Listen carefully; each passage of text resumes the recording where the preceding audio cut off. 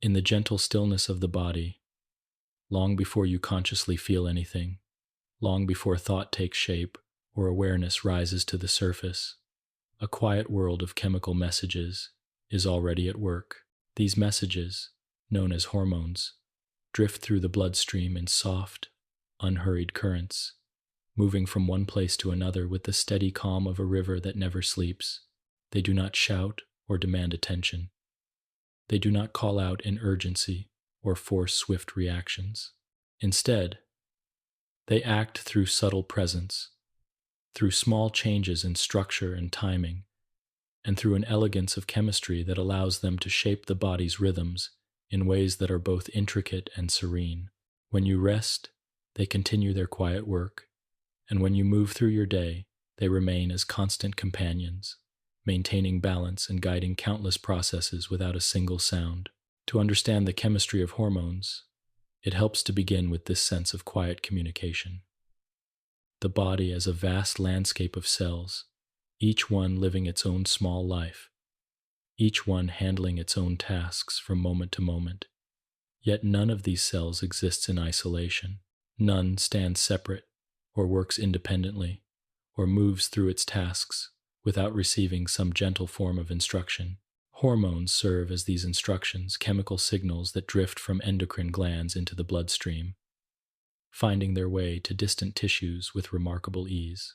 Even though they are tiny molecules, often no more than simple chains of amino acids or subtle arrangements of carbon rings, they help determine how quickly your heart beats, how deeply you breathe, how warm or cool you feel, and how much energy your cells draw from the food you eat. They guide growth from infancy into adulthood, support reproduction, and shape your sleep-wake rhythms through the quiet cycles of day and night. Yet, despite their importance, hormones do not impose themselves forcefully on the tissues they reach. Their effects, while powerful, unfold in a gentle sequence, much like the soft unfolding of petals in early morning light. Each hormone carries its own message, encoded in its chemical structure, in the precise way its atoms are arranged, and in the subtle patterns that allow it to fit perfectly into the receptors designed to recognize it. These messages travel with purpose, but not with haste. They may circulate for minutes or for hours, suspended in the fluid of the bloodstream, waiting for the right moment, the right cell, or the right receptor that can understand what they bring. As you imagine these molecules drifting through the body, you might picture them as small paper lanterns floating on a still pond. They move where the current takes them, making no demands on the world around them, yet carrying light within them, a soft glow of information, a signal that, once recognized, begins a cascade of responses. The cells that receive these signals awaken not with sudden drama, but with a gentle shift. In this way, even the smallest hormonal change can influence the entire landscape of the body, adjusting its internal environment toward a state of equilibrium and calm. The chemistry behind these hormones may seem complex at first, but much of it is built upon simple principles of structure and interaction. Each hormone is crafted through a sequence of molecular steps inside specialized endocrine cells. Some hormones begin as long chains of amino acids that fold into intricate shapes. Others start as cholesterol molecules that are gradually sculpted into the familiar four-ring structure of steroids. Still others originate from single amino acids, modified only slightly, yet altered just enough to take on new identities and new roles. These differences in structure determine how each hormone behaves, how it moves through the bloodstream, how easily it dissolves in water or fat, and how it finds and binds to its target cells. The body holds a quiet wisdom in this arrangement, designing each hormone to carry out its role with precision and grace. Even as these molecules travel, there is no sense of conflict or competition among them. The bloodstream is wide and open, capable of carrying many different messages at once, each one flowing past countless cells, releasing its influence only where it is needed. This harmony allows the body to operate with smooth coherence. A hormone produced in the thyroid may affect the overall metabolic rate, warming the body gently, while a hormone from the pancreas helps direct the use of glucose. Meanwhile, hormones from the adrenal glands prepare the body for action, yet do so in a way that remains balanced within the broader orchestration of the endocrine system. All of this occurs silently, without sensation or disturbance, and without breaking the gentle rhythm that sustains you throughout the day. When we speak of hormones as whispers, we do so not just because they act quietly, but because they communicate with astonishing specificity. A whisper can reach only the one who is listening closely, the one attuned to its message. Similarly, hormones reach only the cells that are prepared to receive them. These cells express particular receptors, delicate proteins, that sit on the surface or dwell within the cytoplasm or nucleus. They open themselves only to certain hormones, just as a lock opens only for a particular key. This selectivity ensures that each hormone affects only the appropriate tissues, and that the body remains protected from signals not meant for it. In this sense, hormonal signaling is not only quiet but intentional, guiding the body with calm precision. As you consider this world of chemical messages, you may begin to see the endocrine system not merely as a network of glands and hormones. It is a conversation that is always ongoing, woven into the fabric of life itself, adjusting to your needs without any conscious effort on your part. When you wake in the morning, hormones help raise your alertness and energy. When you eat, they help direct nutrients to the right cells. When you settle into rest, they help slow your heart rate and prepare your body for sleep. Throughout the day, they adjust gently to your environment, responding to temperature, stress, hunger, and other changes with thoughtful balance. In these quiet processes, there is a deep sense of trust built into the biology of the body. Hormones do not act out of force or urgency. They act out of harmony and adaptation. Their chemical structures have evolved to allow fine-tuned responses that are neither too swift nor too slow, neither too strong nor too weak. Without it, the body would swing wildly between extremes, unable to maintain the calm internal environment needed for its countless functions. Hormonal chemistry, therefore, is one of the great foundations of homeostasis, the gentle balance that keeps the body steady and resilient. As we begin this journey through the chemistry of hormones, it is important to hold on to this first impression. Hormones are quiet, subtle, and elegant. They are shaped by the simplest principles of molecular structure, yet they create some of the most profound effects in the body. They drift without force, yet carry remarkable influence. They work silently, yet guide your metabolism, mood, growth, development, and even your sleep. In understanding them, we come to appreciate the quiet intelligence of the body, the calm orchestration of its chemical signals, and the delicate symphony of molecules that help you rest, live, and remain in balance. And as this exploration continues, we will follow these molecules into deeper regions of structure and synthesis, moving gently step by step, always in the same calm rhythm that these hormones themselves embody. 2. What makes a hormone a hormone? To understand what truly makes a hormone, it helps to begin with a feeling of quiet curiosity, as if we are leaning in gently to observe the smallest details of a molecule's life. A hormone, at its heart, is a chemical signal, but to call it only that would be to overlook the elegance of what it really does. It is a messenger crafted by the body not for noise or urgency, but for clarity, duration, and reach. It is a molecule that speaks across distance, traveling through the bloodstream with a kind of serene patience, carrying with it instructions that shape the behavior of cells far from where it was made. This ability to move through the body and influence distant tissues is one of the defining traits of a hormone, setting it apart from other chemical signals that act locally or disappear quickly. Yet what makes a hormone a true hormone is not just where it travels or where it originates, but how its structure, chemistry, and purpose come together to form a message that can be understood by specific target cells. A hormone begins its journey inside a specialized cell of an endocrine gland. These glands, scattered quietly throughout the body, include the thyroid, the pancreas, the adrenal glands, the pituitary, and others, each crafting its own set of chemical messengers. What they all share is the ability to release their products directly into the bloodstream rather than into ducts or external spaces. This direct entry into circulation is one of the simplest but most essential qualities that makes a hormone different from other molecules produced by the body.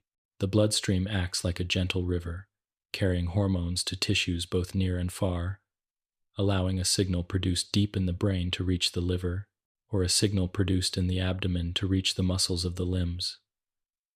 Floating freely, or bound to carrier proteins, hormones move steadily and, without haste, trusting that their destinations will eventually come into contact with them. Even though hormones spread widely through the bloodstream, their effects are not random or uncontrolled. They drift past countless cells without eliciting any response at all. This selectivity is a second defining feature of what makes a hormone a hormone. It acts only on cells that possess the right kind of receptor, a finely tuned molecular partner that recognizes the hormone's specific structure. This partnership between hormone and receptor is as precise as a key fitting into a lock. If the shape is not right, if the chemical groups are not properly positioned, or if the charge is not compatible, the receptor will remain silent and the hormone will continue on its way without a ripple of activity. But when the match is perfect, the receptor awakens, sets off a chain of intracellular events, and interprets the hormone's message in a way that changes the behavior of the cell. Selectivity is the source of much of the hormone's power, for it ensures that even a small amount of hormone can have meaningful effects where it is needed while leaving other tissues undisturbed. The chemistry of a hormone is another essential part of its nature. Hormones vary widely in size and structure, from small, simple molecules built from a single amino acid to long, complex chains of peptides folded into specific shapes. Steroid hormones contain 4 interlocking carbon rings that make them lipid-soluble, enabling them to pass quietly through cell membranes and into the interior of their target cells. Peptide hormones, by contrast, are water-soluble and cannot slip through the membrane's lipid layer. Instead, they bind to receptors on the surface of cells and transmit their signals inward through gentle cascades of secondary messengers. These differences in structure are not superficial. They determine how quickly a hormone acts, and how it is cleared from the body. A steroid hormone may act slowly, influencing gene expression over hours or days, while a peptide hormone may trigger swift changes in enzyme activity within minutes. Another important feature that helps define hormones is their concentration in the bloodstream. Hormones do not need to exist in high amounts to have powerful effects. In fact, many hormones circulate in concentrations so low that they would be difficult to detect without sensitive methods. Yet their receptors are so finely tuned that even trace amounts can initiate responses. This delicate balance between hormone concentration and receptor sensitivity is one of the quiet marvels of endocrine chemistry. It ensures that the body remains responsive without becoming unstable, and that hormonal signals remain subtle rather than overwhelming. The body achieves this balance through feedback loops, gentle regulatory circuits that adjust hormone production based on the needs of the cell. Moment. If a hormone's levels rise too high, the gland that produces it is signaled to slow its secretion. If levels fall too low, production increases. These feedback loops maintain a calm internal environment, one in which hormones can continue their work without sudden surges or drastic fluctuations.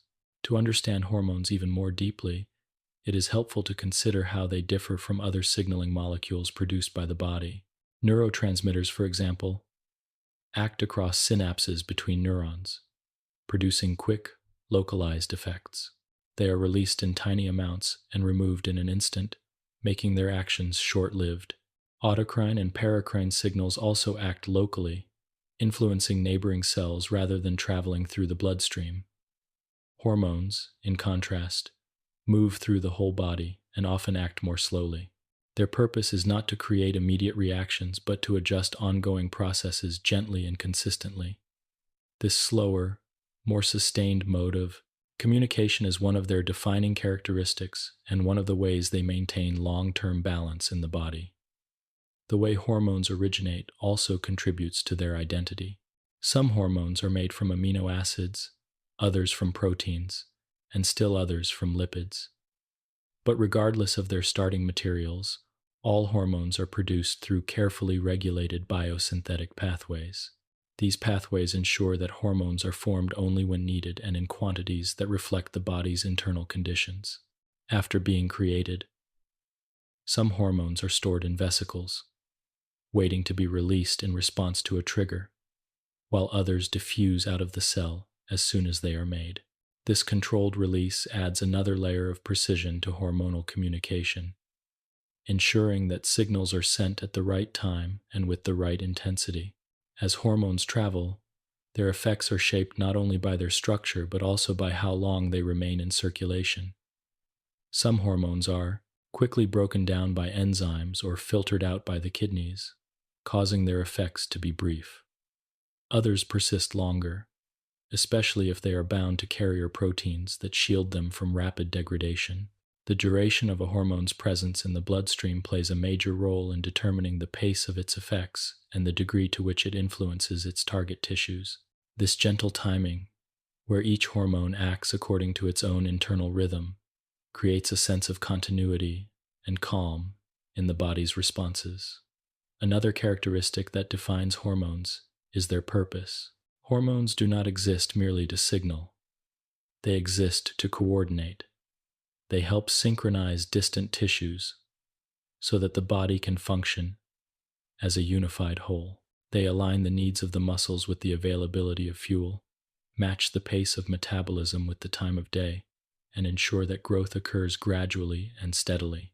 Even emotional states are shaped by hormonal influences, as molecules like cortisol, adrenaline, and serotonin help the body move through challenges with balance and resilience. Through all these roles, hormones serve as quiet conductors of the body's internal orchestra, helping each section play in harmony with the whole.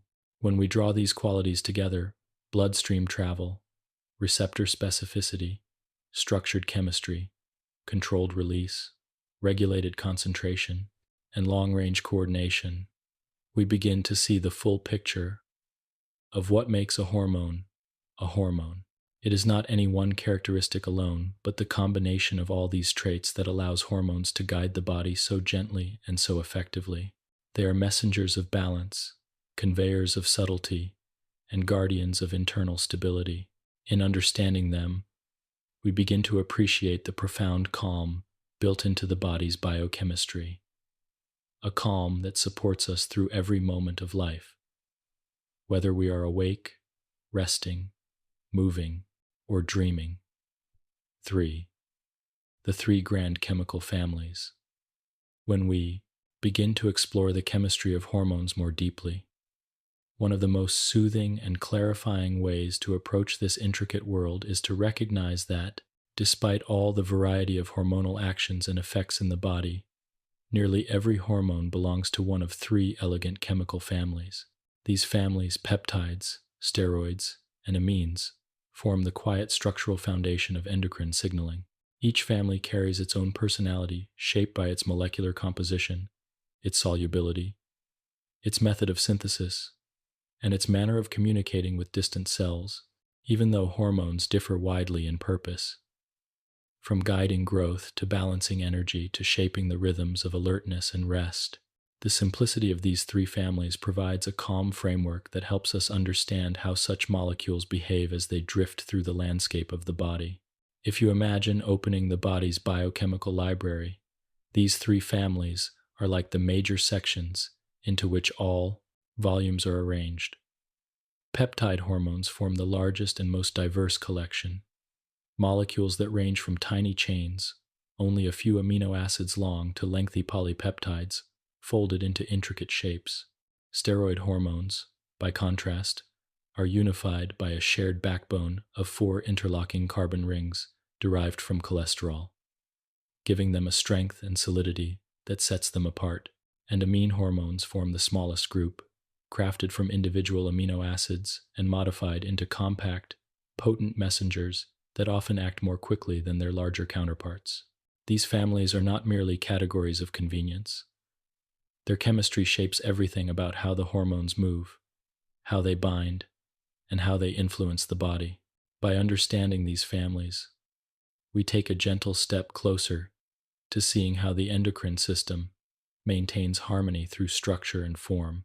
Peptide hormones might be pictured as delicate ribbons of amino acids, each one shaped by the sequence in which the amino acids are arranged.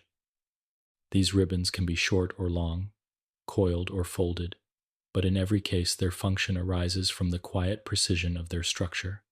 Because they are built from amino acids, they dissolve easily in water, allowing them to travel comfortably through the bloodstream without needing assistance from carrier proteins. This water-loving nature means that peptide hormones do not slip through cell membranes, which are made largely of lipids, but instead bind to receptors on the outside of cells.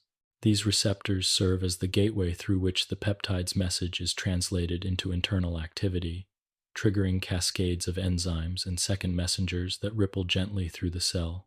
Insulin, glucagon, oxytocin, antidiuretic hormone, and many others belong to this family, each carrying its own message, encoded in its chain of amino acids. Steroid hormones, by contrast, bring with them a sense of solidity and grounding. Their four interconnected carbon rings form a stable, compact structure that makes them remarkably lipid-soluble. Because they dissolve readily in fats rather than water, steroid hormones require carrier proteins to help them move through the aqueous environment of the bloodstream. Yet this same lipid solubility grants them a unique privilege: the ability to slip quietly through the plasma membranes of their target cells. Once inside, they bind to receptors within the cytoplasm or even inside the nucleus, influencing gene expression directly. Their actions tend to unfold slowly, guiding the production of new proteins, shaping long-term patterns of growth, metabolism, and reproduction. Cortisol, aldosterone, estrogen, progesterone, and testosterone belong to this family, each one a quiet sculptor shaping the body from within. Steroid hormones do not usually act with speed or urgency. They work instead with patience, allowing the effects of their presence to ripple gently outward over time. The amine hormones, forming the third family, are the smallest in structure, but often the quickest to act. Derived from single amino acids, mostly tyrosine and tryptophan, these hormones occupy a space between peptides and steroids, borrowing characteristics from both while maintaining their own quiet identity. Amine hormones derived from tyrosine can form two distinct subgroups. The first includes the catecholamines epinephrine, norepinephrine, and dopamine, small, water-soluble molecules that interact with receptors on the cell surface, creating swift changes in activity. The second subgroup consists of the thyroid hormones, tri-iodothyronine, T3, and thyroxine, T4. These hormones, though derived from amino acids, behave more like steroids. They dissolve in lipids, bind to carrier proteins in the blood, slip through membranes, and interact with nuclear receptors to influence gene expression. Meanwhile, melatonin, derived from tryptophan, follows its own quiet rhythm, regulating cycles of sleep and wakefulness through soft, nightly pulses of chemical signaling. What makes these three families so foundational is not simply that they define hormone structure. A peptide hormone, because it cannot enter the cell, must rely on receptors that activate second messenger pathways, CAMP, IP3, calcium fluxes, or enzyme cascades, creating rapid and often short-lived responses. A steroid hormone, slipping through membranes with ease, moves directly into the cell's inner world, influencing the transcription of genes and the synthesis of proteins. And amine hormones bridge these two realms, acting either quickly or slowly depending on their structure. In this way, the three families map not only the chemical identity of hormones, but also the tempo of their actions. Some influence the body like a softly plucked string, brief but noticeable. Others act like a sustained chord, slowly building resonance. Even though these families are distinct, their actions often intertwine in ways that reflect the intricate harmony of the body. A peptide hormone might trigger the release of a steroid hormone. The feedback loops of the endocrine system weave these families together, ensuring that the body maintains balance through cooperation rather than isolation. This interplay is one of the most soothing aspects of hormonal chemistry, the understanding that no hormone acts entirely alone. Each one is part of a larger symphony, and each family plays its own role within that orchestra. The quiet beauty of these families becomes even clearer when we consider how their structures evolved to match their functions. Peptide hormones, being water-soluble, are able to move swiftly through the bloodstream and respond quickly to changing conditions. Steroid hormones, being lipid-soluble, are able to guide deeper, long-term adjustments. Amine hormones, small and versatile, respond with agility to immediate needs or anchor themselves to long-lasting regulatory roles. The body, in crafting hormones from these three families, seems to have chosen simplicity in structure paired with depth and function. This simplicity allows the endocrine system to manage processes as diverse as metabolism, growth, stress, reproduction, and sleep, using a relatively small set of molecular templates. Understanding these three families brings with it a sense of calm clarity, as though we are gently lifting a veil from the underlying design of hormonal communication. Beneath all the variety of endocrine functions, beneath all the diversity of tissues and receptors, lies this simple chemical framework. Within it, peptides act as the swift carriers of instructions, steroids as the long-term sculptors of physiology, and amines as flexible messengers capable of shifting between roles. Together, they create the foundation upon which the entire endocrine system rests.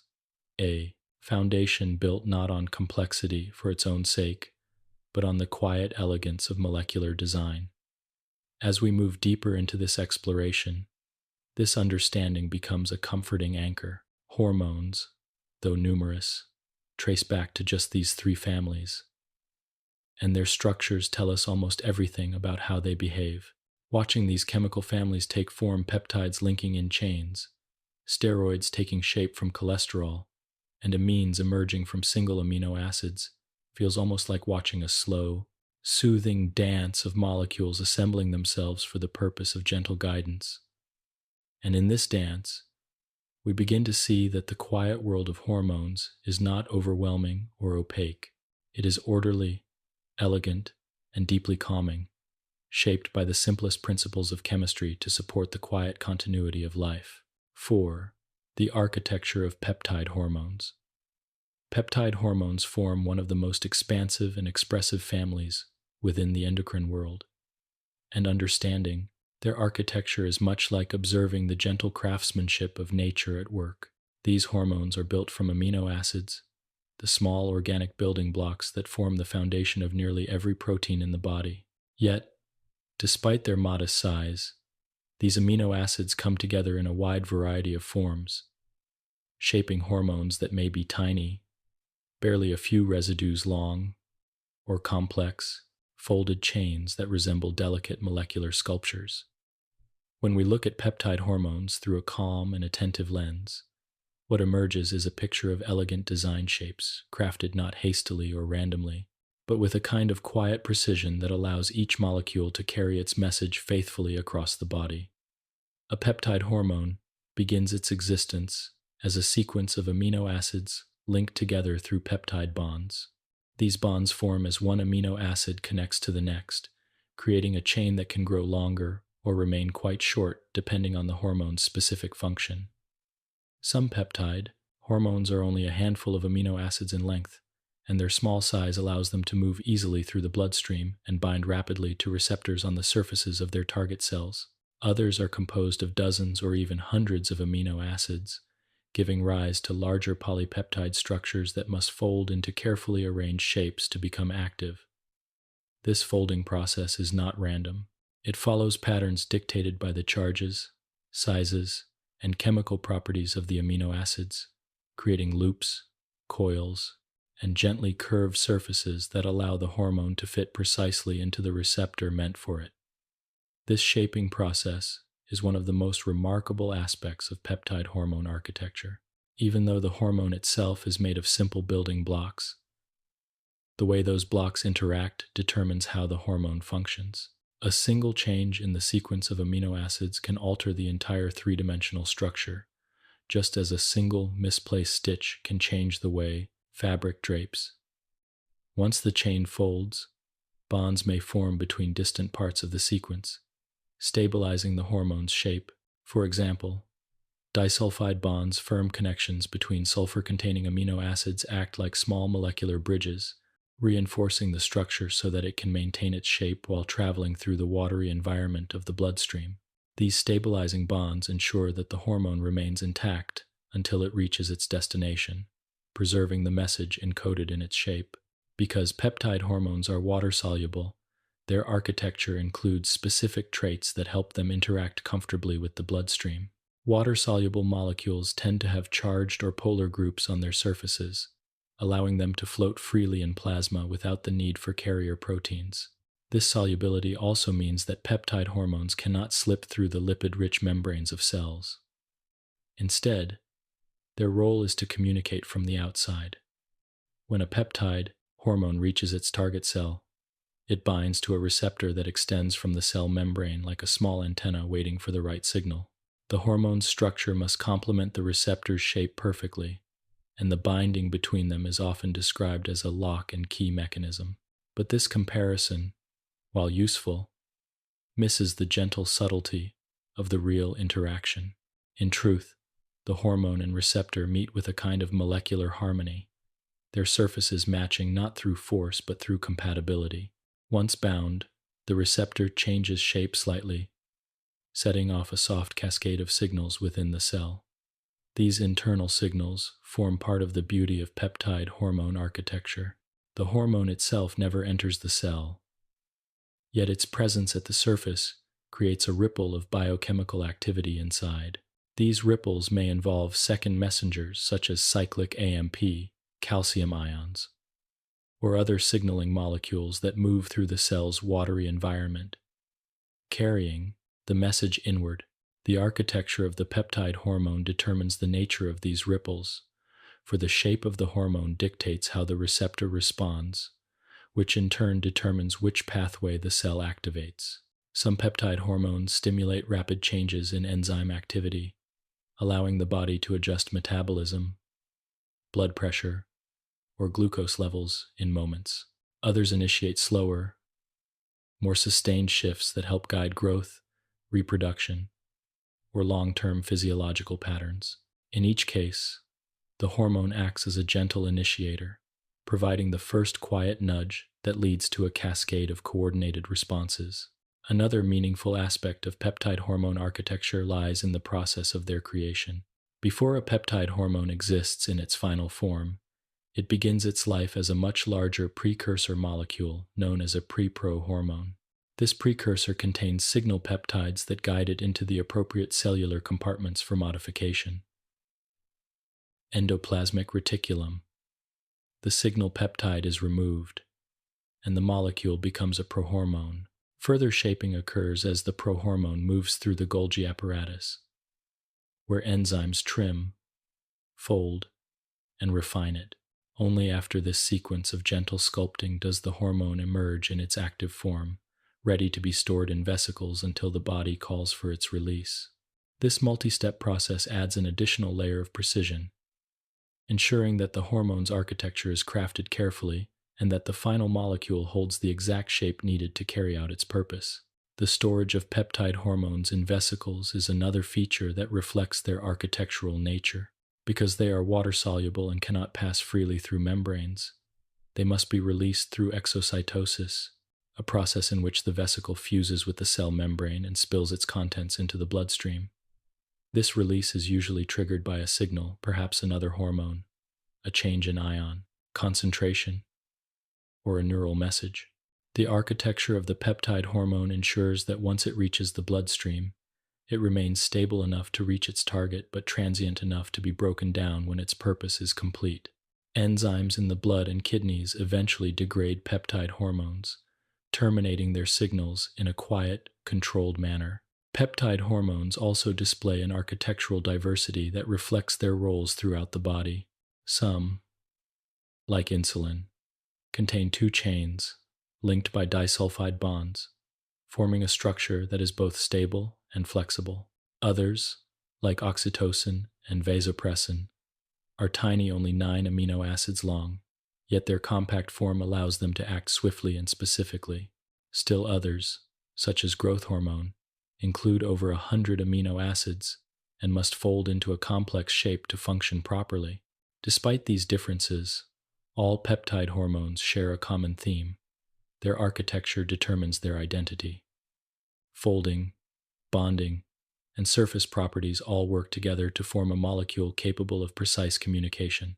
Perhaps the most soothing realization of all is that peptide hormone architecture is not random or chaotic.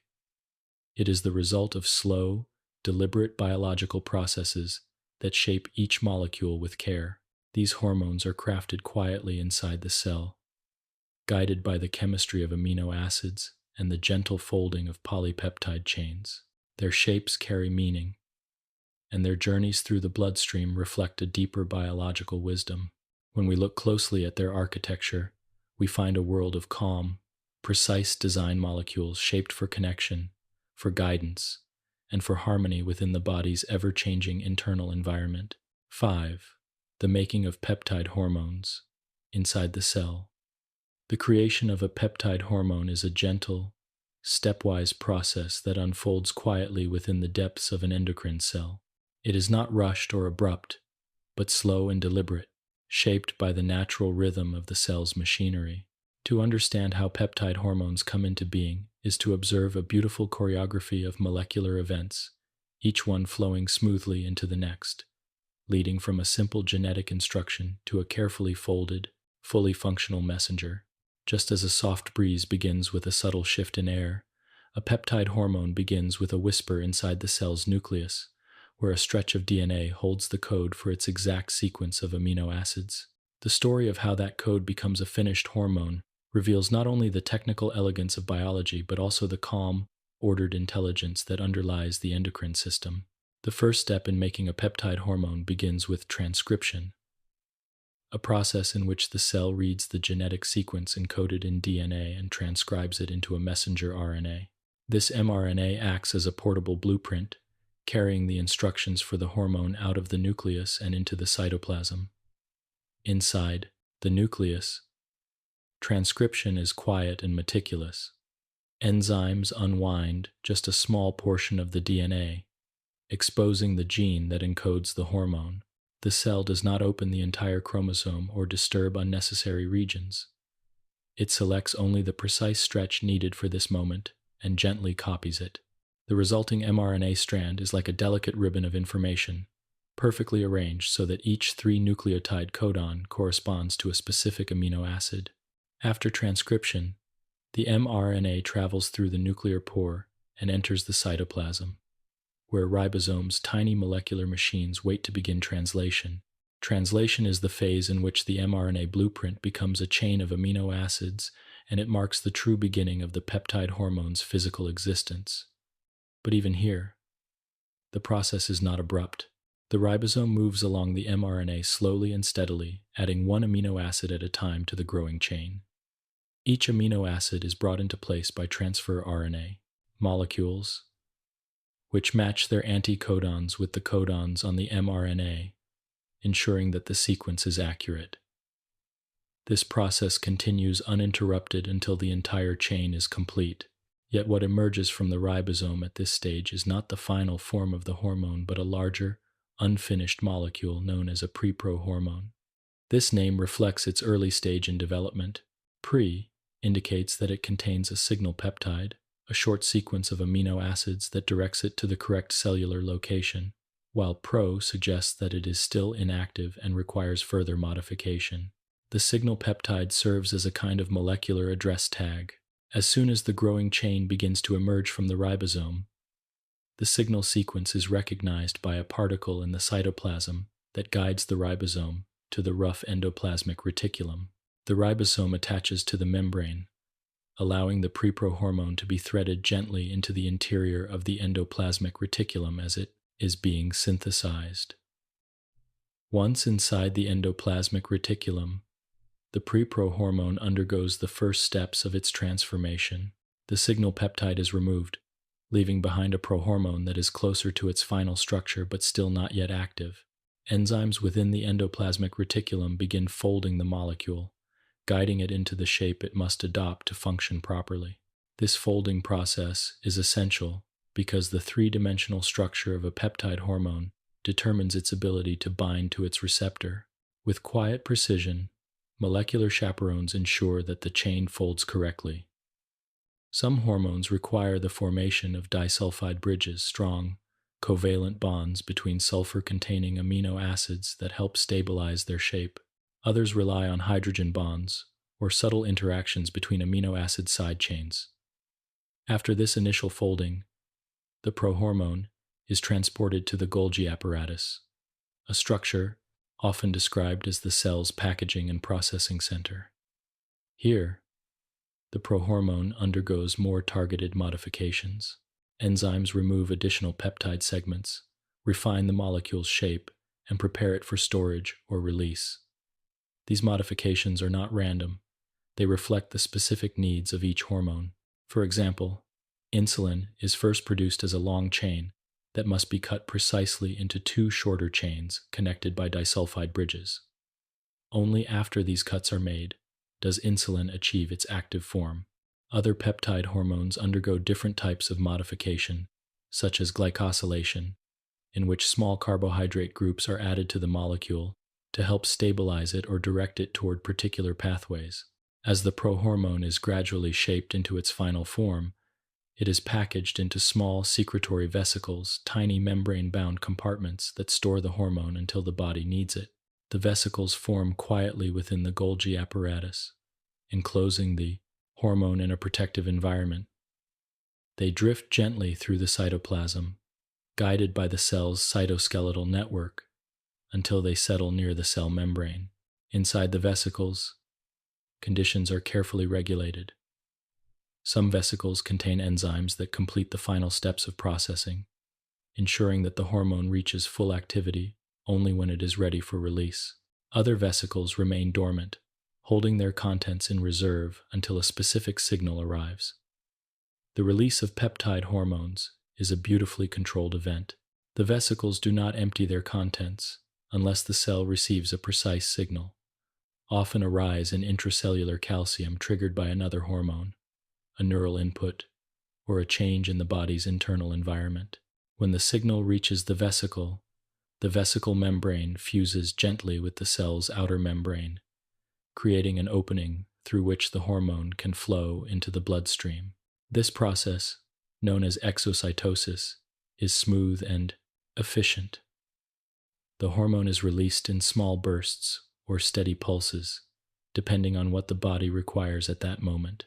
Once in the bloodstream, peptide hormones travel freely, carried effortlessly by the water-based environment of plasma. Their journey is not long in duration. Because they are easily recognized and broken down by enzymes in the blood or cleared by the kidneys, their signals tend to be short-lived. This brevity allows the endocrine system to adjust levels quickly, raising or lowering hormone concentrations in response to changing needs. The transient nature of peptide hormones ensures that their messages are timely and that the body does not remain in any one state for longer than is beneficial. What makes the creation of peptide hormones so calming to contemplate is the gentle orderliness of it all. Every step from transcription in the nucleus to translation on the ribosome from folding in the endoplasmic reticulum to refinement in the Golgi apparatus unfolds, in the same quiet, rhythmic fashion that underlies the rest of cellular life. There is no rush, no force, and no disruption. The cell's internal environment supports each stage with steady reliability, ensuring that the hormone emerges in perfect form, ready to carry its message outward. This process reflects a deeper truth about hormonal chemistry, that the body's most powerful signals often arise from the most patient and meticulous of preparations. In observing this journey from gene to finished hormone, we gain a deeper appreciation for the quiet craftsmanship of biology. Peptide hormones do not appear suddenly or haphazardly. They are shaped, refined, and released through a sequence of gentle transitions, each step guided by the inherent wisdom of the cell. Their making is a story of careful assembly and subtle transformation, a story that mirrors the calm, interconnected nature of the endocrine system itself. 6. The structural signature of steroid hormones. Steroid hormones possess a quiet, steady elegance that sets them apart from all other hormonal families. And understanding their structure is like observing the smooth, carved surface of a timeless stone, simple in outline, yet rich in subtle detail. Unlike peptide hormones, which take shape through long chains of amino acids, steroid hormones arise from a single shared foundation, cholesterol. This shared foundation gives all steroid hormones a characteristic structure composed of 4 fused carbon rings, arranged in a way that is both sturdy and flexible. These rings, known as the A, B, C, and D rings, form the core architecture from which all steroid hormones are derived. Despite their small size compared to complex proteins, these molecules possess a unique strength in their simplicity. Their shape and chemistry allow them to move through the body with ease, slipping gently across cell membranes and influencing tissues from deep within. When we look more closely at this 4-ring structure, we see the source of a steroid hormone's identity. These rings are connected in a fixed arrangement, forming a 3-dimensional shape called the steroid nucleus. This nucleus is more than just a framework. It is a platform upon which small chemical modifications can be made, turning a basic cholesterol molecule into cortisol, aldosterone, testosterone, estrogen, or any of the other steroid messengers. Even minor changes, such as the addition of a hydroxyl group here or a methyl group there, can shift the hormone's solubility, its affinity for receptors, and its physiological effects. These alterations are subtle, almost delicate, yet they are enough to transform the hormone's entire role. This responsiveness to small adjustments gives steroid hormones a quiet versatility, allowing them to support functions as varied as regulating fluid balance, guiding reproduction, and shaping the body's long-term stress responses. The 4-ring core of steroid hormones also gives them their defining chemical trait, lipid solubility. The rings are made of carbon and hydrogen atoms arranged in a non-polar fashion, allowing the molecules to dissolve easily in fats and oils. This solubility is perhaps the most important characteristic of steroid hormones because it determines nearly everything about how they move and how they act. Lipid-soluble molecules are able to cross the lipid bilayer of cell membranes without assistance.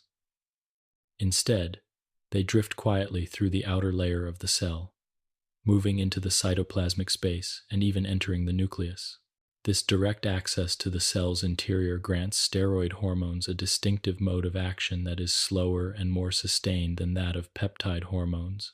Because they dissolve poorly in water, steroid hormones cannot travel freely through the bloodstream. Globulins, to help them stay suspended in plasma as they move from one tissue to another, these carrier proteins act like gentle escorts, holding the steroid hormones securely but not tightly, allowing them to detach whenever they approach a target cell. This partnership between steroid hormones and carrier proteins gives their circulation a tranquil, steady rhythm. Rather than creating sudden spikes in concentration, Steroid hormones exist in a balance between their bound and unbound states, drifting slowly through the body in a way that reflects their overall role. Long-term regulation rather than rapid adjustment. Once a steroid hormone reaches its target cell, its structural simplicity allows it to slip across the membrane and begin its work inside. It floats through the cytoplasm until it encounters a receptor protein specifically shaped to recognize its structure. These receptors are not fixed to the cell membrane, but reside within the cell's interior, sometimes floating freely in the cytoplasm and sometimes already waiting inside the nucleus. When a steroid hormone binds to its receptor, the interaction is calm and quiet, yet profound. The receptor changes shape slightly to accommodate the hormone, forming a hormone receptor complex that acts like a small molecular guide. This complex then travels into the nucleus, if it is not already there, where it binds softly to specific regions of DNA known as hormone response elements. Here, in the nucleus, the slow and steady influence of steroid hormones becomes fully apparent. Instead of creating rapid changes in cellular activity, steroid hormones guide the transcription of genes. They encourage certain genes to be expressed while allowing others to quiet down, shaping which proteins the cell will produce in the hours and days to come. This kind of regulation mirrors the long-term roles steroid hormones play in the body. Testosterone influences the development of muscle, bone, and other tissues across months and years. Estrogen shapes reproductive cycles and long-term patterns of tissue growth.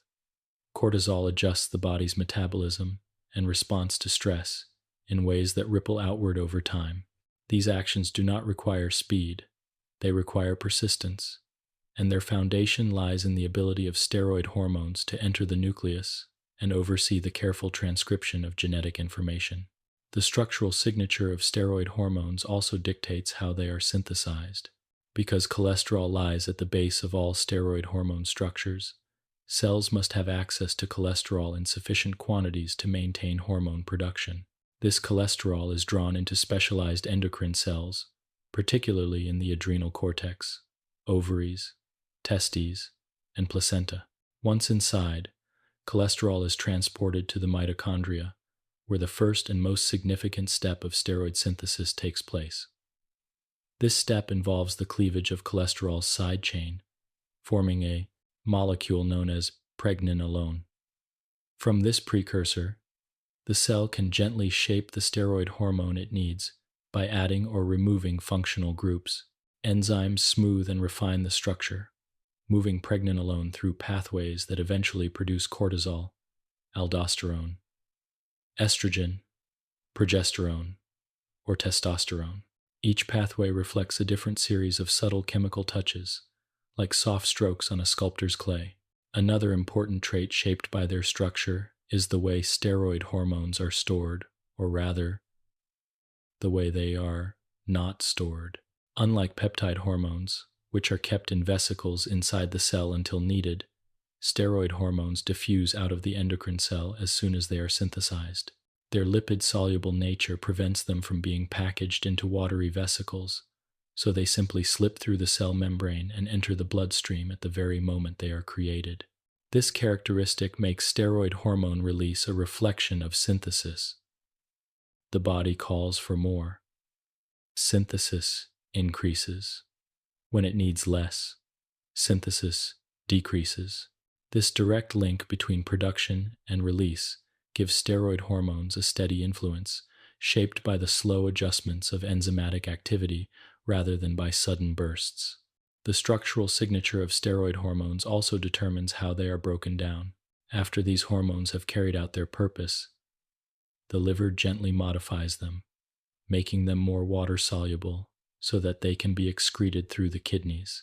This process respects the unhurried nature of steroid hormones, gradually reducing their concentration in the body rather than eliminating them abruptly. Because of this slow clearance, steroid hormones persist longer than peptides, reinforcing their role in guiding sustained biological states. Reflecting on this structural signature, we see a family of molecules that moves differently, acts differently, and influences the body in a way that is both subtle and enduring. Their four-ring structure is small enough to be simple, but strong enough to carry great significance. Their lipid solubility grants them access to the innermost workings of the cell. Their reliance on carrier proteins creates a stable presence in the bloodstream. Their ability to regulate gene expression allows them to shape the body's long-term patterns with quiet authority, and their direct release into circulation connects their synthesis closely with the body's needs. In appreciating these features, we begin to understand why steroid hormones hold such a central place in the body's internal world. Their structure is not just a chemical curiosity, it is the foundation of their identity. Through this stable architecture, the endocrine system has crafted molecules capable of guiding growth, reproduction, metabolism, and stress responses in a continuous and balanced way. Observing the simplicity and strength of their form invites a kind of stillness, a recognition that some of the body's most enduring signals come from molecules shaped not by complexity, but by the timeless elegance of four interlocking rings. 7. The pathways that create steroid hormones. The creation of steroid hormones is one of the quiet marvels of cellular chemistry, unfolding in a way that is both structured and deeply serene. Each hormone emerges not from a large, complex array of ingredients, but from a single starting point: cholesterol. From this familiar molecule, the body crafts cortisol, aldosterone, testosterone, estrogen, progesterone, and other hormones that guide long-term balance, reproduction, and adaptation. Understanding the pathways that create these hormones is like watching a slow, careful transformation, where small chemical changes build gently upon one another to shape molecules with profound influence. Nothing in these pathways happens abruptly. Instead, each step reflects precision, order, and the cell's ability to respond gracefully to the body's needs. Cholesterol, the parent molecule of all steroid hormones, enters the endocrine cell either through uptake from the bloodstream or through synthesis within the cell itself. Most cells can make cholesterol, but steroid-producing cells rely heavily on the supply carefully managed by lipoproteins in the blood. Once inside the cell, cholesterol rests in the cytoplasm or in specialized storage forms until the cell receives a signal that more hormone is needed. This signal may arise from another hormone, from neural input. In the adrenal cortex, for example, adrenocorticotropic hormone encourages the synthesis of cortisol, while in the ovaries and testes, luteinizing hormone increases the production of testosterone or estrogen. These signals do not force the process. Instead, they gently increase the enzymes and transport proteins required to begin the transformation. The first step in steroid hormone synthesis is the movement of cholesterol into the mitochondrion, a process that marks the beginning of a quiet but essential journey. Cholesterol must cross the outer mitochondrial membrane and enter the inner matrix, where the earliest enzymatic reaction takes place. This movement is guided by a protein known as the steroidogenic acute regulatory protein, a soft regulator that ensures cholesterol arrives at precisely the right location. Once inside the mitochondrion, cholesterol undergoes a delicate chemical change, the removal of its side chain. This reaction, catalyzed by the enzyme cholesterol side chain cleavage enzyme, converts cholesterol into pregnenolone. This transformation is often considered the rate-limiting step of steroid hormone synthesis, the calm gateway through which all subsequent pathways pass. Pregnenolone, now free from the constraints of its bulky side chain, leaves the mitochondrion and moves into the smooth endoplasmic reticulum. Here, it begins a series of possible journeys, each pathway leading toward a different steroid hormone. These pathways do not compete or collide. Instead, they unfold according to the specific enzymes present in each region of the adrenal cortex, gonads, or placenta. The presence or absence of certain enzymes is what determines whether pregnenolone will become cortisol, aldosterone, or one of the sex hormones.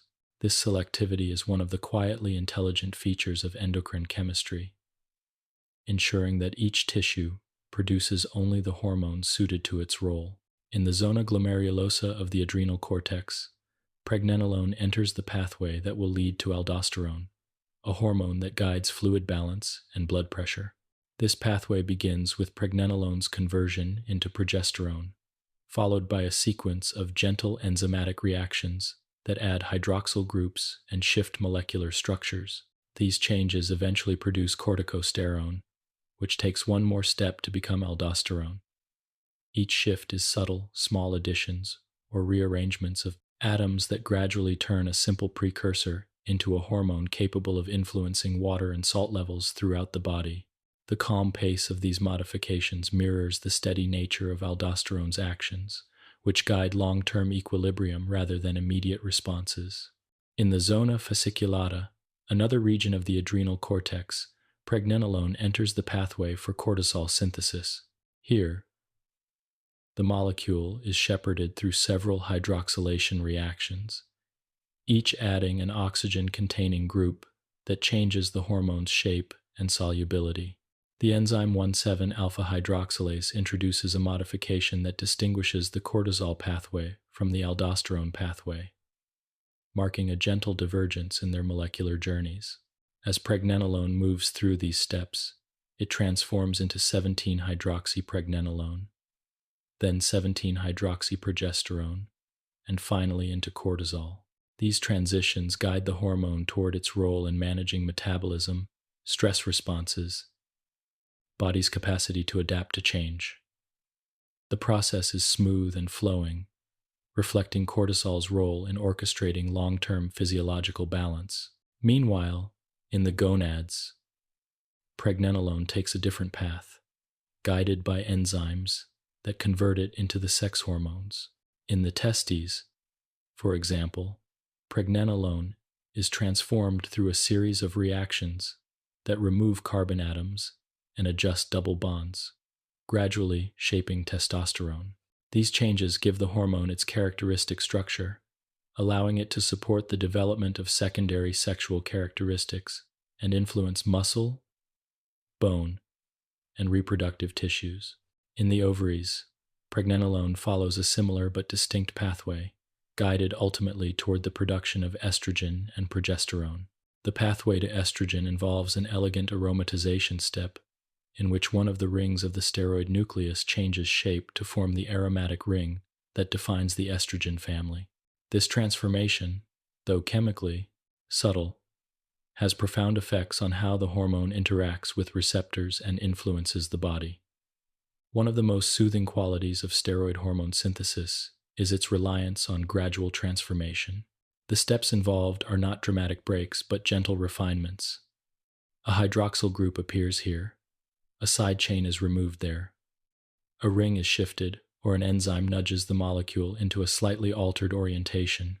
These changes accumulate slowly, shaping the final hormone with care and intention. Each enzyme acts like a quiet artisan, adding or removing specific parts until the molecule takes on the precise structure needed for its function. Another calming element of these pathways is their built-in selectivity. Each region of an endocrine gland contains only the enzymes required for producing specific hormones. The adrenal cortex, for example, has 3 distinct zones, each with a unique complement of enzymes. This arrangement ensures that aldosterone, cortisol, and the adrenal sex hormones are synthesized in different layers, preventing confusion and allowing each pathway to unfold without interference. This spatial organization reflects the body's gentle sense of order, in which processes occur where they are needed and remain quiet where they are not. Steroid hormone synthesis also reveals the intimate connection between structure and function. Slight modifications to pregnenolone can lead to hormones with very different roles, highlighting how sensitive the body is to the arrangement of atoms within these molecules. The difference between a hormone that regulates blood pressure and one that supports fertility might be nothing more than a small change in a hydroxyl group or a shift in a ring structure. Yet these changes ripple outward, influencing tissues throughout the body in slow, steady waves. The pathways that create steroid hormones also remind us that the endocrine system is not driven by speed. Steroid production adjusts to long-term needs, responding to the body's rhythms with patience rather than urgency. When stress increases, cortisol synthesis ramps up steadily, not explosively. When the body prepares for reproduction, estrogen and progesterone rise in cycles that reflect time rather than haste. These hormones, shaped by quiet enzymatic steps, act as guides for gradual adaptation. Even after synthesis is complete, steroid hormones reflect their origins in their behavior. Because they are lipid-soluble, they leave the cell immediately, drifting into the bloodstream where carrier proteins wait to escort them. Their release does not depend on vesicles or rapid exocytosis. Instead, it mirrors their synthesis, slow and steady, shaped by the activity of enzymes rather than by sudden bursts of cellular activity.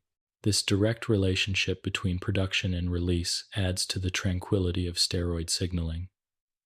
These pathways, we see a system built on quiet precision. The creation of steroid hormones begins with cholesterol, moves through a series of gentle modifications, and ends with molecules capable of influencing tissues far from where they were made. The elegance of this process lies not in complexity for its own sake, but in the calm logic of each step.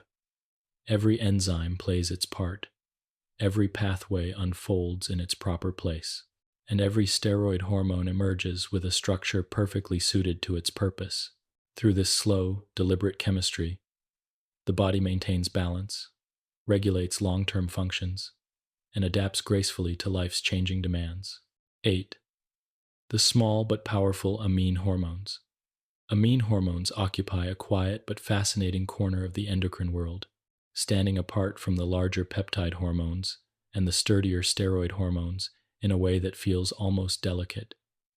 They are crafted not from long chains of amino acids or from the four-ring scaffold of cholesterol, but from single amino acids that undergo subtle chemical modifications. These small molecular shifts are enough to create hormones with remarkable influence, hormones that can act swiftly in moments of urgency or move gently through long-term cycles such as sleep, mood, and metabolism. Their size does not limit their power. Instead, their smallness grants them a unique versatility, allowing them to move between different tissues and to interact with cells in ways that reflect both precision and adaptability. To understand the amine hormones is to appreciate how the body's quiet chemistry can turn tiny building blocks into elegant messengers. Most amine hormones arise from two primary amino acids, tyrosine and tryptophan. From tyrosine come the catecholamines, epinephrine, norepinephrine, and dopamine, along with the thyroid hormones.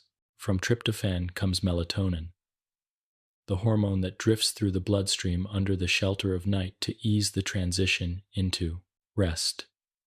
These hormones share a chemical heritage with proteins, yet their structures are much simpler. Their modifications are not lengthy or complex, but are instead gentle enzymatic adjustments that nudge the molecule into its final form. These adjustments often involve the addition or removal of small functional groups, the introduction of iodine atoms, or the rearrangement of rings. Each modification shapes how the hormone interacts with its environment, how soluble it is, and how swiftly it can carry its message into the body's tissues. One of the defining features of amine hormones is the duality of their solubility.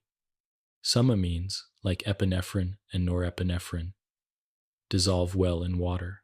This solubility allows them to circulate freely in the bloodstream and bind to receptors on the surface of cells.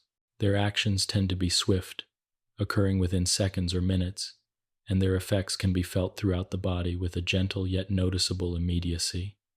Others, such as the thyroid hormones T3 and T4, behave more like steroid hormones. They are lipid-soluble, travel with the help of carrier proteins, and slip through cell membranes to influence gene expression from within. This diversity of behavior within a single family of hormones reflects the quiet adaptability of amine chemistry, where small molecular variations can give rise to entirely different modes of action. The catecholamines are perhaps the best-known water-soluble amine hormones. They are small, compact molecules with a distinctive ring structure known as a catechol ring, connected to an amine group. These hormones are synthesized primarily in the adrenal medulla and in certain neurons throughout the body. Their creation unfolds in a series of gentle steps, beginning with the conversion of tyrosine into L-dopa, followed by the transformation of L-dopa into dopamine. From dopamine, the pathway branches softly depending on the needs of the cell. Enzymes may convert dopamine into norepinephrine, and then another enzymatic step may convert norepinephrine into epinephrine. Each change is slight, yet these small differences create hormones with distinct identities and roles. Epinephrine and norepinephrine bring about changes in the body that are crisp and clear, reflecting the rapidity of their water-soluble nature. They bind to receptors on cell surfaces, triggering signaling cascades that adjust heart rate, blood flow, and metabolic activity. Although these actions can be interpreted as part of a stress response, within the calm context of physiology, they serve a broader purpose, helping the body adapt gracefully to shifting conditions. Even in their speed, there is a sense of coordination rather than chaos. The body does not flood itself with these hormones without reason. It releases them in measured amounts that support balance, vigilance, and gentle readiness. Dopamine, another member of the catecholamine family, plays a quieter yet equally important role. While often associated with the brain and neural pathways, dopamine also functions as a hormone, influencing blood vessel relaxation, kidney filtration, and even the release of other hormones. Its structure, although small, allows it to move through tissues with ease, and its receptor interactions are precise. Unlike larger hormones that require folded structures and disulfide bonds, dopamine relies on its simple ring and tail design to convey messages with clarity. The ease with which it is synthesized and modified makes dopamine one of the body's most adaptable signals. The thyroid hormones, also derived from tyrosine, represent the lipid-soluble branch of the amine family. Their creation is a more intricate process compared to the catecholamines, involving the addition of iodine atoms and the coupling of modified tyrosine molecules within the thyroid gland.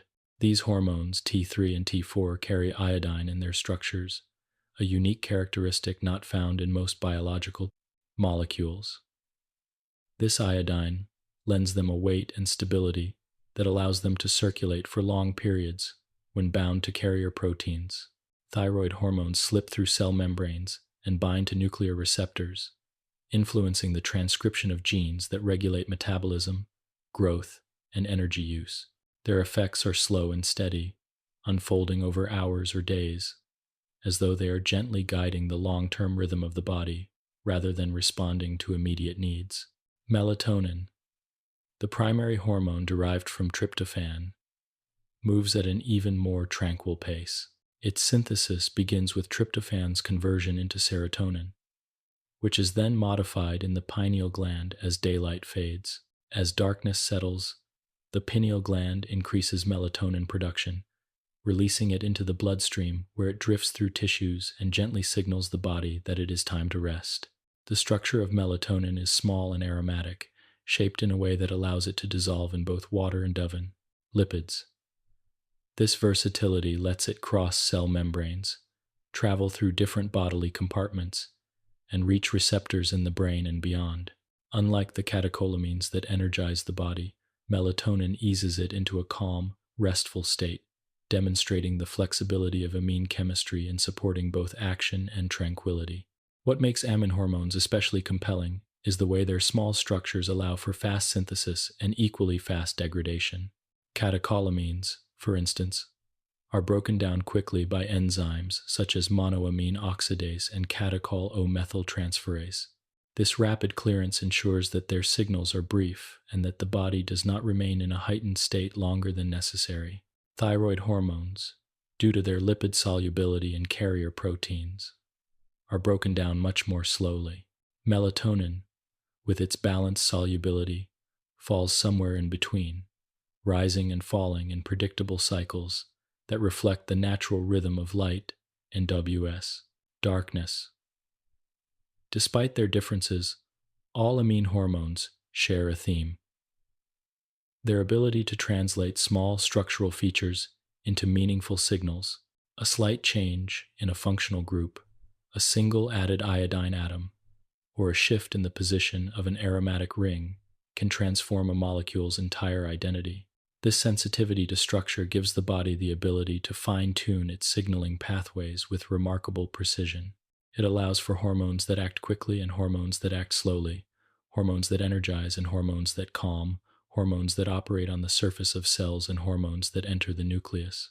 In contemplating the amine hormones, one cannot help but feel a sense of admiration for the efficiency of biological design. These small molecules serve as bridges between the rapid responses of the nervous system and the steady influences of hormonal signaling. They move with agility, respond to subtle shifts in the environment, and support the body in maintaining harmony amid change. Their chemistry shows that even the smallest structures can carry profound meaning, guiding the body's transitions from wakefulness to rest, from alertness to calm, and from activity to renewal. 9. Synthesis and modification of amine hormones. The synthesis of amine hormones is a quiet and intricate journey, one that begins with the simplest building blocks of life, individual amino acids, and unfolds through gentle chemical steps that gradually transform these small molecules into highly expressive messengers. Because amine hormones arise from single amino acids rather than long polypeptides or complex ring structures, their creation might seem straightforward at a glance. Yet the pathways that shape them are filled with subtle, carefully timed modifications. At each step, enzymes add or remove small groups, shift electrons, or guide atoms into new arrangements, coaxing each molecule toward its final role. These transformations are neither rushed nor forceful. Instead, they move gradually and purposefully, allowing the body to adjust the presence of each hormone with fine precision. Observing how amine hormones are synthesized and modified is like watching a series of gentle brushstrokes come together to form a delicate painting. Most amine hormones trace their origins to either tyrosine or tryptophan, two amino acids, that sit quietly within proteins until the right conditions prompt their conversion into something more. Each amino acid carries within it a distinct chemical identity. Tyrosine, with its aromatic ring and hydroxyl group, lends itself to a series of modifications that produce both the catecholamines and the thyroid hormones. Tryptophan, with its indole ring, becomes the foundation for serotonin and melatonin. These aromatic structures are compact yet richly expressive, offering multiple sites for gentle enzymatic adjustments. The endocrine system uses these natural shapes as starting points, altering them slowly in ways that preserve their stability while unlocking new functions.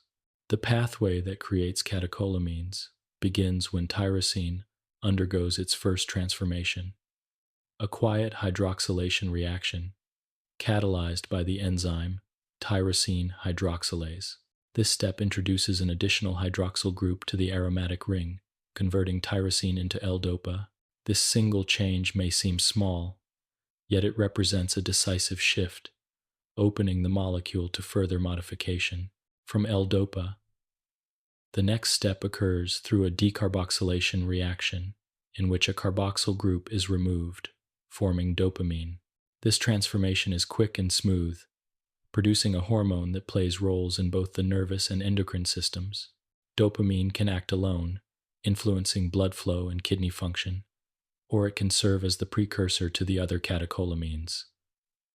If the cell requires norepinephrine, dopamine is carried into vesicles where it encounters the enzyme dopamine beta-hydroxylase.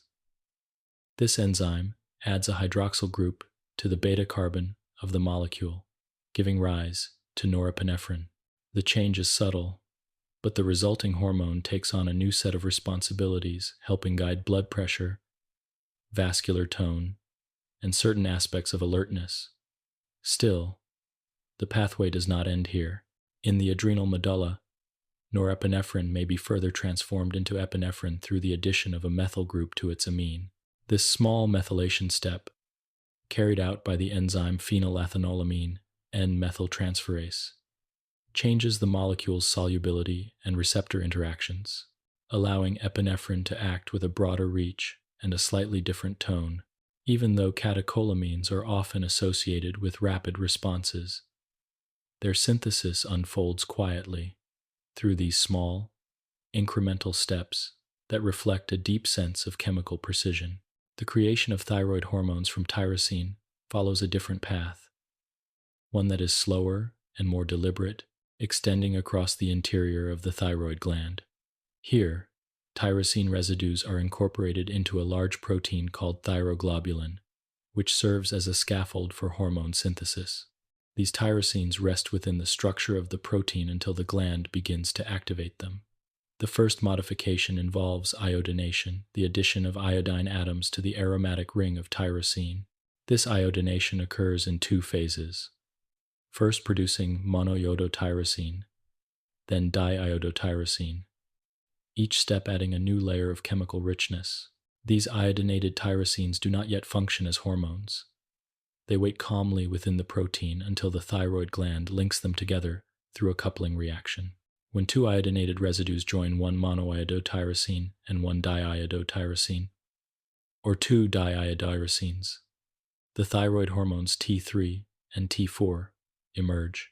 These hormones remain bound to thyroglobulin until stimulation by thyroid-stimulating hormone prompts their release.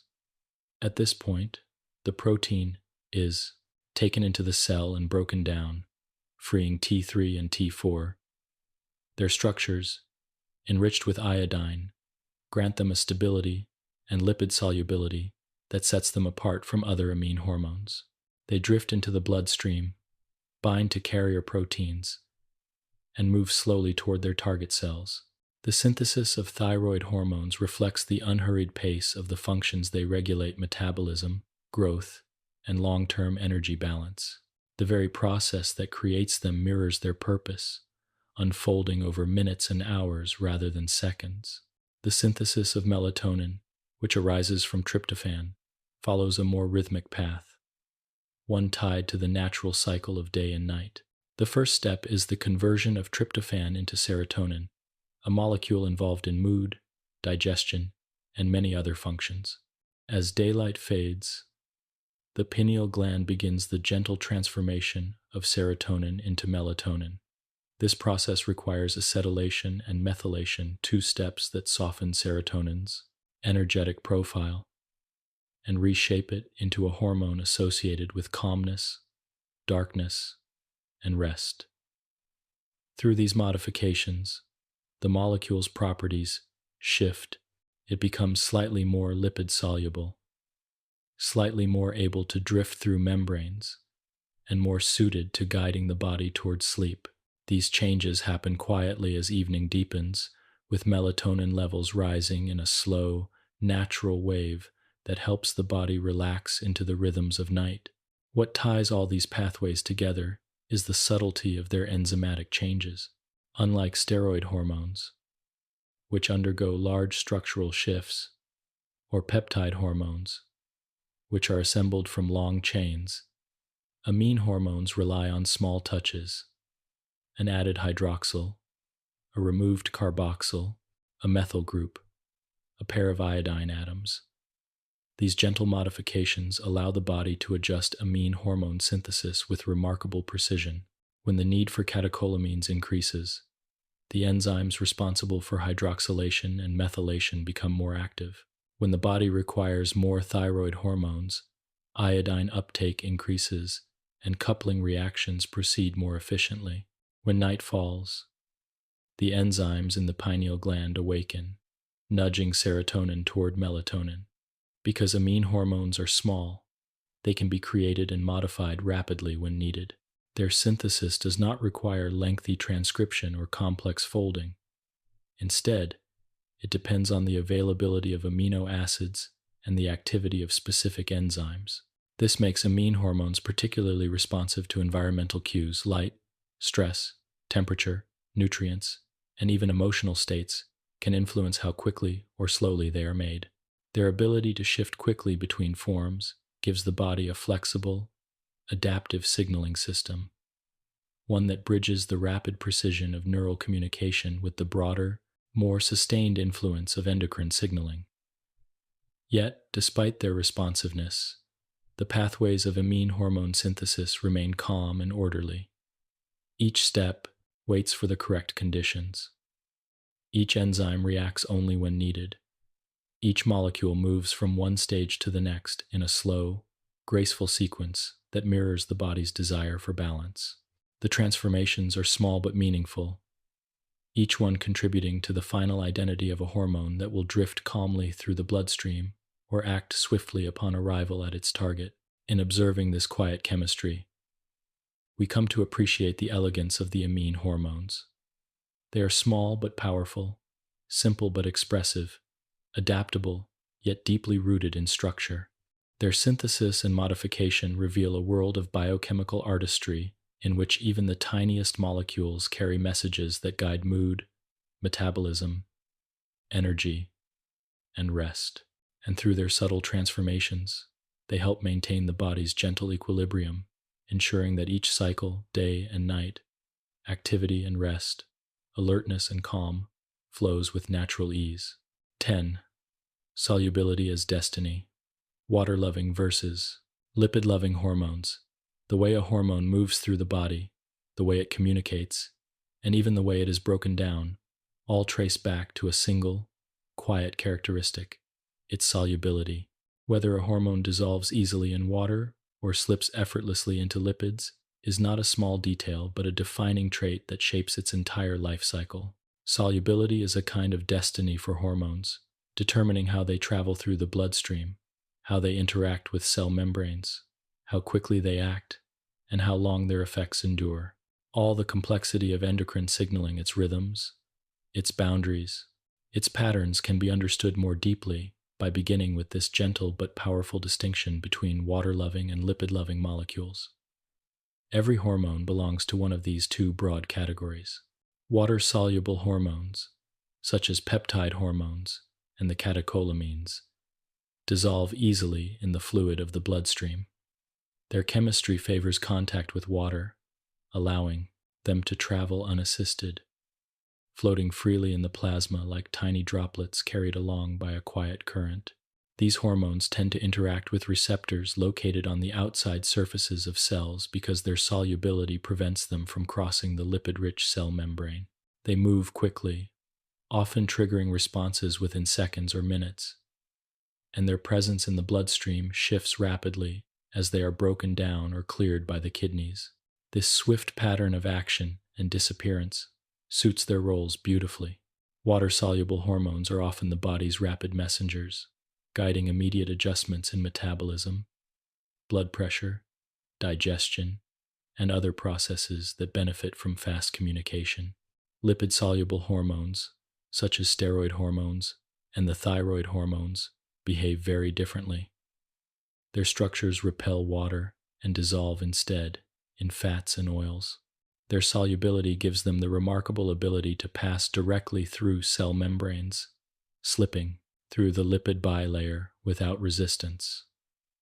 This quiet skill allows them to enter the interior of cells, to reach the cytoplasm, and even to cross into the nucleus. Because they do not dissolve well in blood, they must be carried by special proteins that protect them from the watery environment. These carrier proteins act like soft cradles, surrounding the hormone as it moves through the bloodstream. This relationship slows the hormone's travel, giving it a longer lifespan and a more sustained presence. Lipid-soluble hormones act slowly, guiding gene expression and long-term balance rather than immediate shifts. Their solubility shapes a signature behavior: steady influence, gentle onset, and lingering effect. Understanding these solubility differences allows us to follow the journey of each hormone with greater clarity. A water-soluble hormone begins with quick release. When an endocrine cell experiences a trigger, perhaps a rise in blood glucose or a signal from the nervous system, the hormone is released through exocytosis. The hormone dissolves immediately in the surrounding extracellular fluid and enters the bloodstream. It travels swiftly, ready to bind to receptors that wait on the surfaces of target cells. Because the hormone cannot pass through the cell membrane, the receptor must sit on the outer surface, acting as a translator that converts the external signal into an internal cascade. These cascades rely on second messengers, small, fast-moving molecules that carry the message deep into the cell. The hormone remains outside, but its influence travels inward through these intermediaries, directing enzymes, ion channels, peptide hormones, which make up the largest group of water-soluble messengers, are classic examples of this pattern. Their journey through the bloodstream is free and unencumbered, their presence in the plasma rising and falling in response to the body's immediate needs. Hormones like epinephrine and norepinephrine. These hormones rush into action, bind to receptors on the cell surface, and trigger rapid changes that help the body adjust to shifting conditions. After they have acted, enzymes in the blood and liver break them down swiftly. This quick departure prevents overly prolonged responses and maintains the balance of the system. The fleeting nature of water-soluble hormones reflects the precision of their purpose, to guide the body moment by moment, responding to subtle signals with clarity and speed. Lipid-soluble hormones begin their journey differently. They are not stored in vesicles because their solubility allows them to diffuse across membranes as soon as they are synthesized. Their release is not a sudden event, but a quiet, continuous flow that reflects the rate of their production. Once in the bloodstream, they bind immediately to their carrier proteins, large, stable molecules that hold them gently in place. Hormones from degrading quickly, giving them a slower turnover. Only the free, unbound portion of the hormone is active. The bound portion serves as a reserve that replenishes the free fraction as needed. This dynamic creates a smooth, stable pattern of hormonal influence, ideal for guiding long-term processes such as growth, reproduction, stress regulation, and metabolic rate. When a lipid-soluble hormone reaches a target cell, its solubility grants it effortless entry. It passes through the cell's outer membrane, moves through the cytoplasm, and may bind to a receptor waiting there. Some receptors are located in the cytosol, while others rest directly within the nucleus.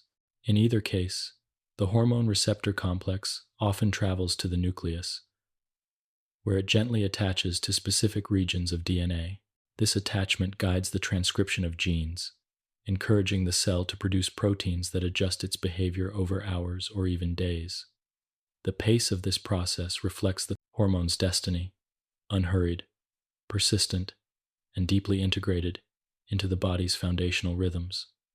Another way solubility shapes hormonal destiny is through distribution. Water-soluble hormones circulate widely and quickly, but they cannot slip past the protective barrier of membranes without help. As a result, their influence remains outside the cell, confined to surface receptors and rapid internal responses. Lipid-soluble hormones, by contrast, travel more slowly but reach deeper levels of the cell, influencing the machinery of gene expression. This difference is not a limitation, it is a kind of specialization. The body uses these two solubility patterns to orchestrate different layers of control. The faster, surface-based control, provided by water-soluble hormones, ensures immediate adjustments, while the slower, internal control, provided by lipid-soluble hormones, maintains long-term stability. Solubility also influences how hormones are cleared from the body. Water-soluble hormones are filtered quickly by the kidneys because their chemical nature allows them to move effortlessly into the urine. Their rapid clearance suits their roles as temporary messengers whose effects should not linger once their purpose is complete.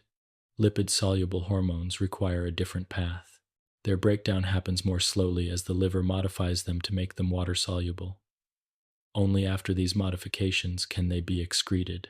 This gradual clearance ensures that their influence remains consistent and that the body does not experience sudden drops in hormone levels. Even in their interactions with receptors, solubility leaves a lasting imprint. Water-soluble hormones bind to receptors whose proteins span the membrane, allowing only the message, not the molecule, to cross into the cell. Lipid-soluble hormones bind to receptors that operate within the quiet interior of the cell, directly guiding the expression of genes. Complement each other beautifully, giving the endocrine system a layered, responsive architecture that is both adaptable and deeply stable. When we follow the journey of these hormones, watching how solubility guides every step, a sense of calm clarity emerges. Peptide hormones and catecholamines move like quick, shimmering currents in the bloodstream, responding instantly to the body's needs and then fading away. Steroid hormones and thyroid hormones move like slow, steady waves, carrying signals of continuity and long-term adjustment. Each group reflects the chemistry from which it arises, and their solubility reveals the wisdom behind their design.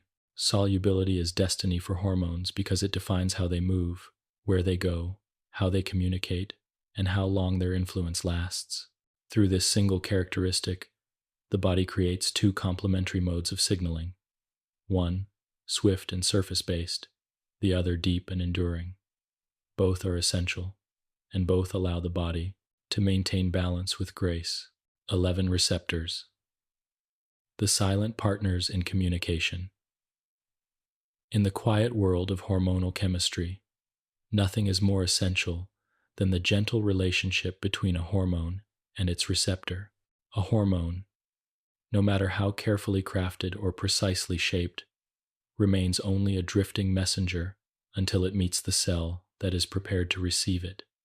This meeting is not random, nor is it forceful. It is a moment of molecular recognition, a soft, selective embrace between two structures made to fit together with exquisite accuracy. Receptors are the silent partners in hormonal communication, waiting patiently on or within the cell until the right molecule comes along to awaken them. Their stillness, their specificity, and their ability to translate a chemical presence into a biological response are what give hormones their meaning.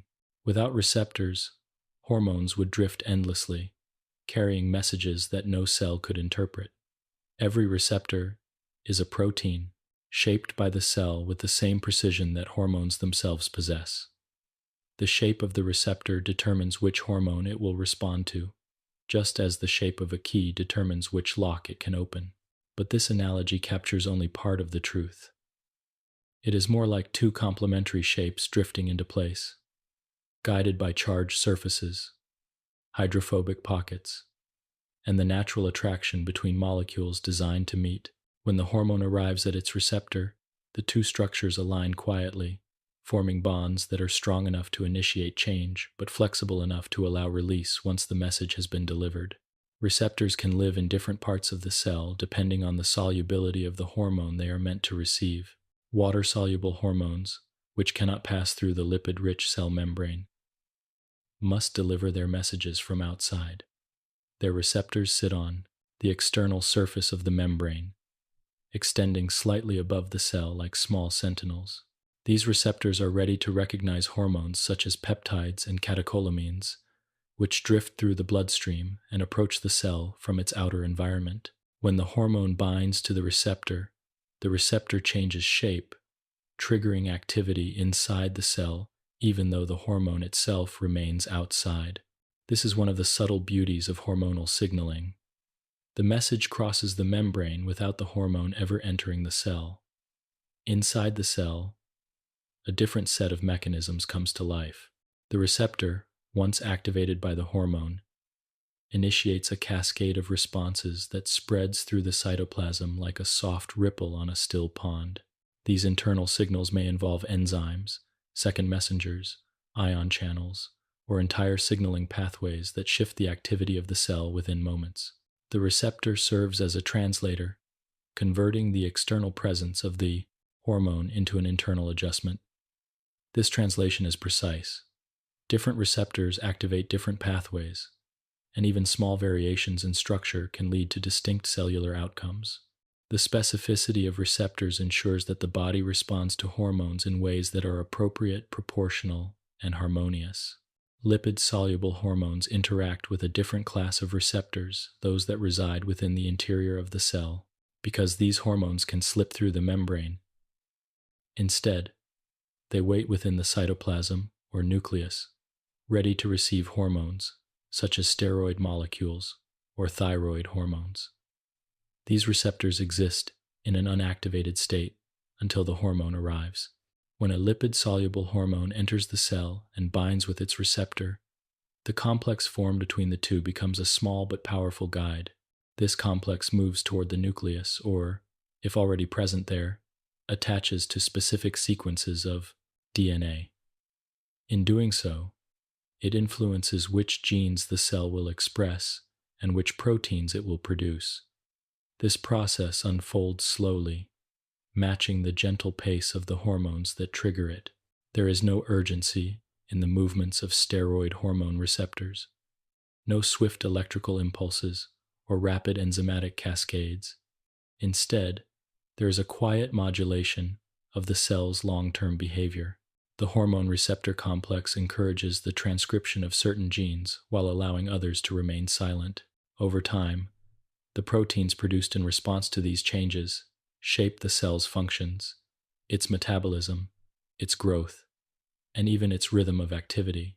This slow, enduring influence reflects the deep stability of lipid-soluble hormonal signaling and the calm, deliberate nature of intracellular receptors. Another layer of elegance emerges when we consider how receptors maintain their specificity. A single hormone may circulate throughout the body, passing countless cells that remain unaffected.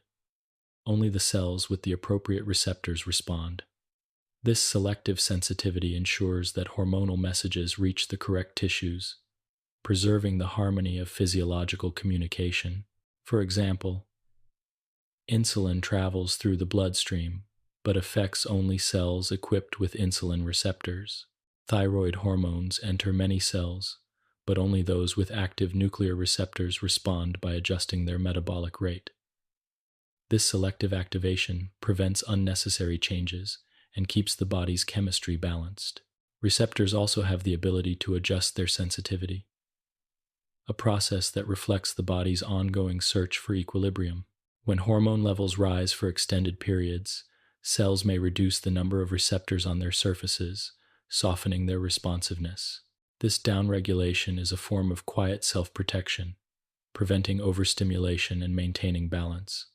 Conversely, when hormone levels fall, cells may increase receptor numbers, becoming more sensitive in order to detect even the smallest signal.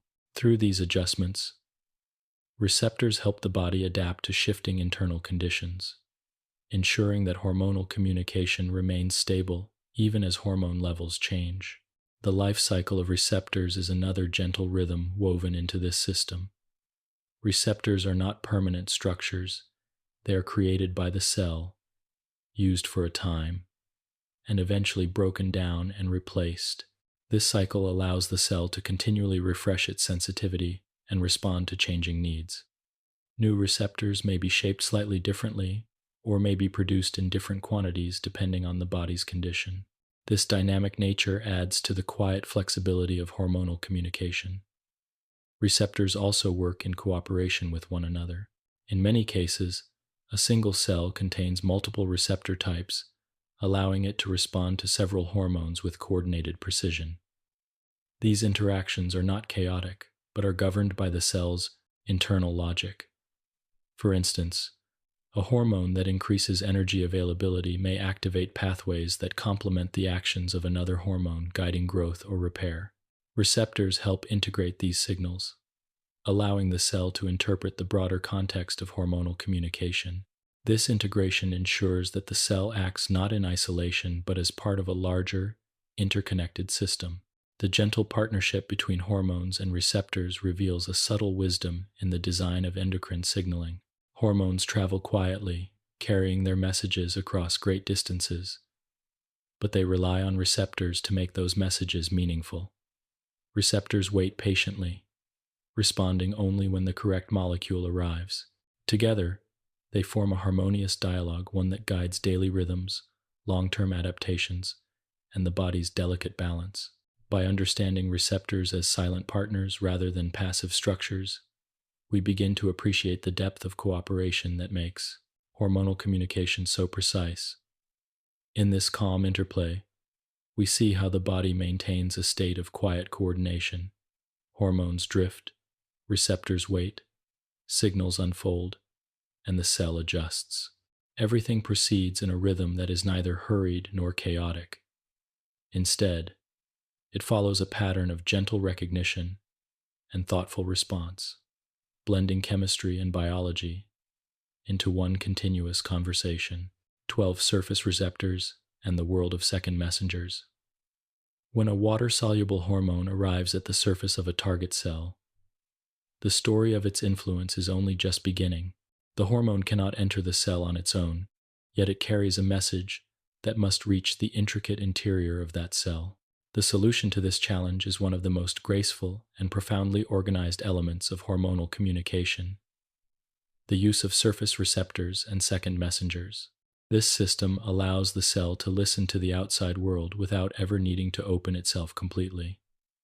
It allows the hormone to touch the cell gently, triggering an internal response that flows in quiet waves from one molecule to the next. Understanding this system feels like observing a serene relay, where a signal is passed softly down a line, each step carefully tuned to maintain harmony, precision, and balance. The story begins at the cell membrane, a barrier made of lipids that separates the inner workings of the cell from the surrounding environment. This membrane is fluid and flexible, yet protective, allowing only certain molecules to pass. For water-soluble hormones, peptides, proteins, and catecholamines, this membrane forms an impenetrable wall. But these hormones do not need to cross the membrane. Instead, they approach the receptors embedded within it, like visitors arriving at a doorway. These receptors extend slightly beyond the surface, ready to sense the presence of a passing hormone.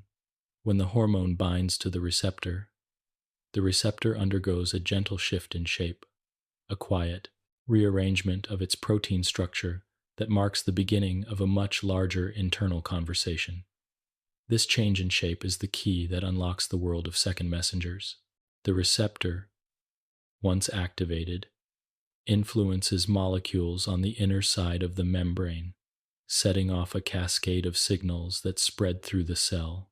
These molecules, known as second messengers, act as internal carriers of the hormone's message. While the hormone remains outside the membrane, these second messengers move freely inside, amplifying and distributing the signal. This amplification is one of the most remarkable features of the system.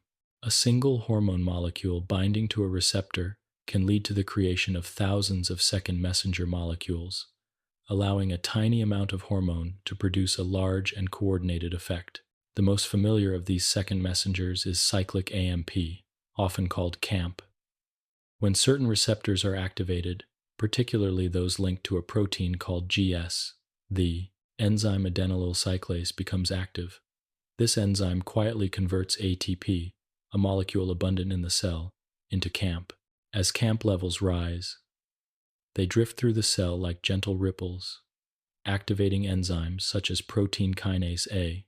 This activation triggers a soft chain reaction in which proteins change shape, enzymes become active or inactive, and metabolic pathways shift in calm coordination. These changes happen quickly, often within seconds, allowing the body to adjust its internal state smoothly and efficiently. When the signal is no longer needed, enzymes break down CAMP, restoring tranquility inside the cell. But CAMP is not the only second messenger in this peaceful landscape. Another system, activated by receptors linked to a protein called GQ, involves molecules known as inositol trisphosphate and diacylglycerol IP3 and DAG. When the receptor is activated, an enzyme called phospholipase C gently cleaves a membrane lipid into these two messengers. IP3 drifts into the cytoplasm, eventually reaching the smooth endoplasmic reticulum, a structure that stores calcium ions. When IP3 binds to receptors on the surface of this internal membrane, channels open to release calcium into the cytoplasm. Calcium, in turn, acts as a messenger in its own right, influencing a wide range of cellular processes. Meanwhile, DAG remains in the membrane, activating protein kinase C. Together, these two messengers create a coordinated response that touches many aspects of the cell's physiology. Calcium itself is a particularly gentle yet powerful messenger. Even small changes in its concentration can affect enzymes, channels, and structural proteins. Calcium ions drift softly through the cytoplasm, their movement guided by binding proteins that keep their actions precise and controlled. These ions can open channels, modulate enzymes, and initiate cellular events such as secretion, contraction, or changes in gene expression. The release and reabsorption of calcium form a cycle that mirrors the ebb and flow of a tide, rising when a signal arrives and falling as the cell restores its calm baseline. This rhythmic nature adds a soothing layer to hormonal communication, ensuring that signals are not only effective but also neatly contained. Another second messenger system involves cyclic GMP, a molecule similar to CAMP but often associated with relaxing processes, such as smooth muscle dilation. Cyclic GMP works through its own kinases and pathways, providing the cell with yet another avenue to bring about change. Each of these second messengers, CAMP, IP3, DAG, calcium, and cGMP, creates its own type of internal ripple, allowing the cell to adjust to the needs of the moment with grace. The importance of these systems lies not only in their complexity but also in their subtlety. Second messengers allow hormones to act quickly while maintaining a high degree of control.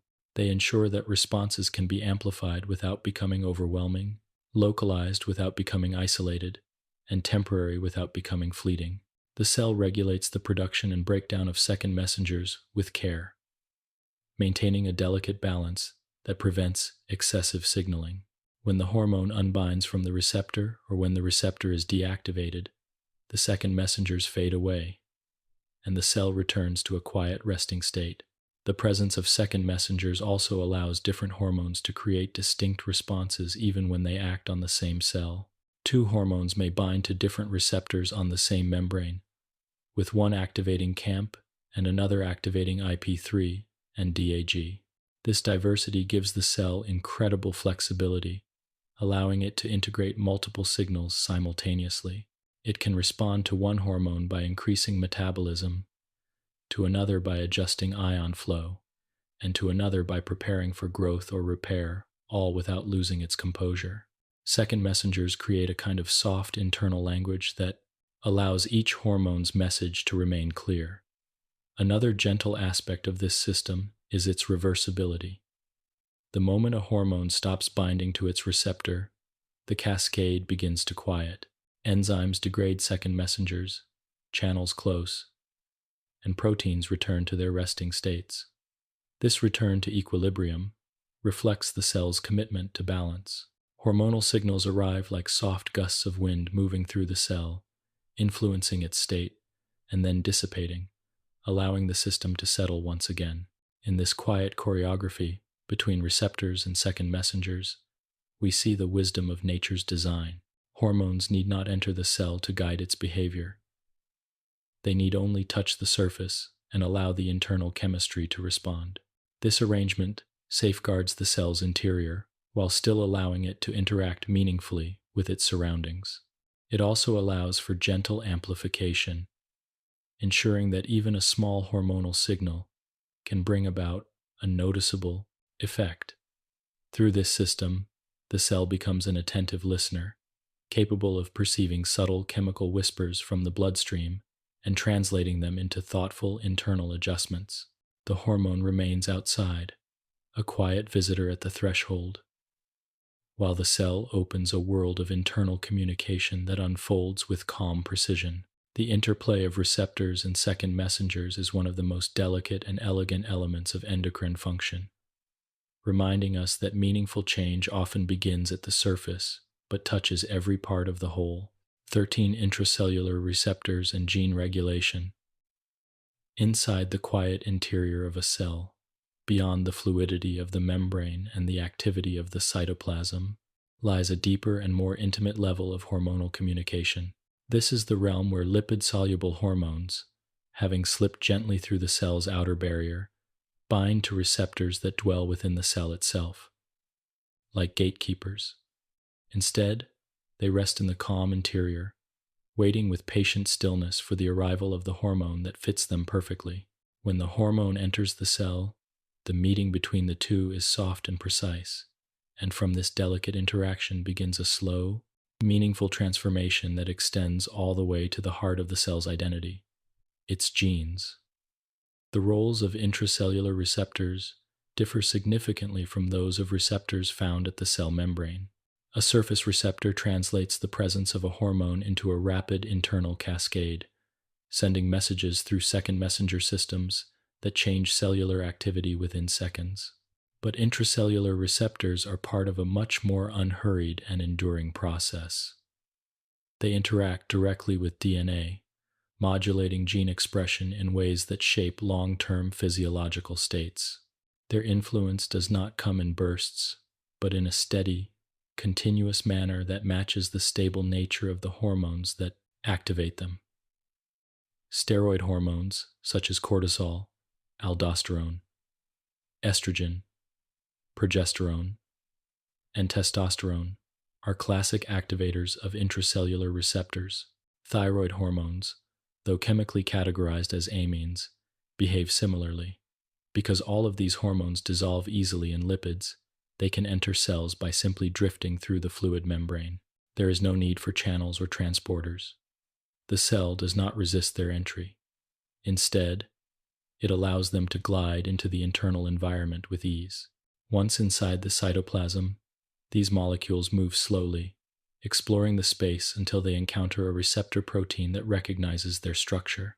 Some intracellular receptors lie freely in the cytoplasm, folded in inactive forms, often bound to stabilizing proteins that keep them dormant. Others reside directly within the nucleus, but wherever they are, they remain still and silent until the hormone arrives. When the hormone binds to its receptor, the receptor undergoes a soft but significant change in shape. This transformation activates the receptor, allowing it to release any stabilizing proteins and assume the form needed to interact with DNA. It is as though the hormone gently awakens the receptor, preparing it to guide the cell toward a new pattern of behavior. Once activated, the hormone receptor complex moves toward the nucleus if it was not already there. The nucleus, with its quiet store of genes, offers an environment where long-term changes can begin. The complex slips through the nuclear envelope, entering a space filled with chromatin and the delicate machinery of gene transcription. Inside this quiet chamber, the hormone receptor complex seeks out specific DNA sequences known as hormone response elements.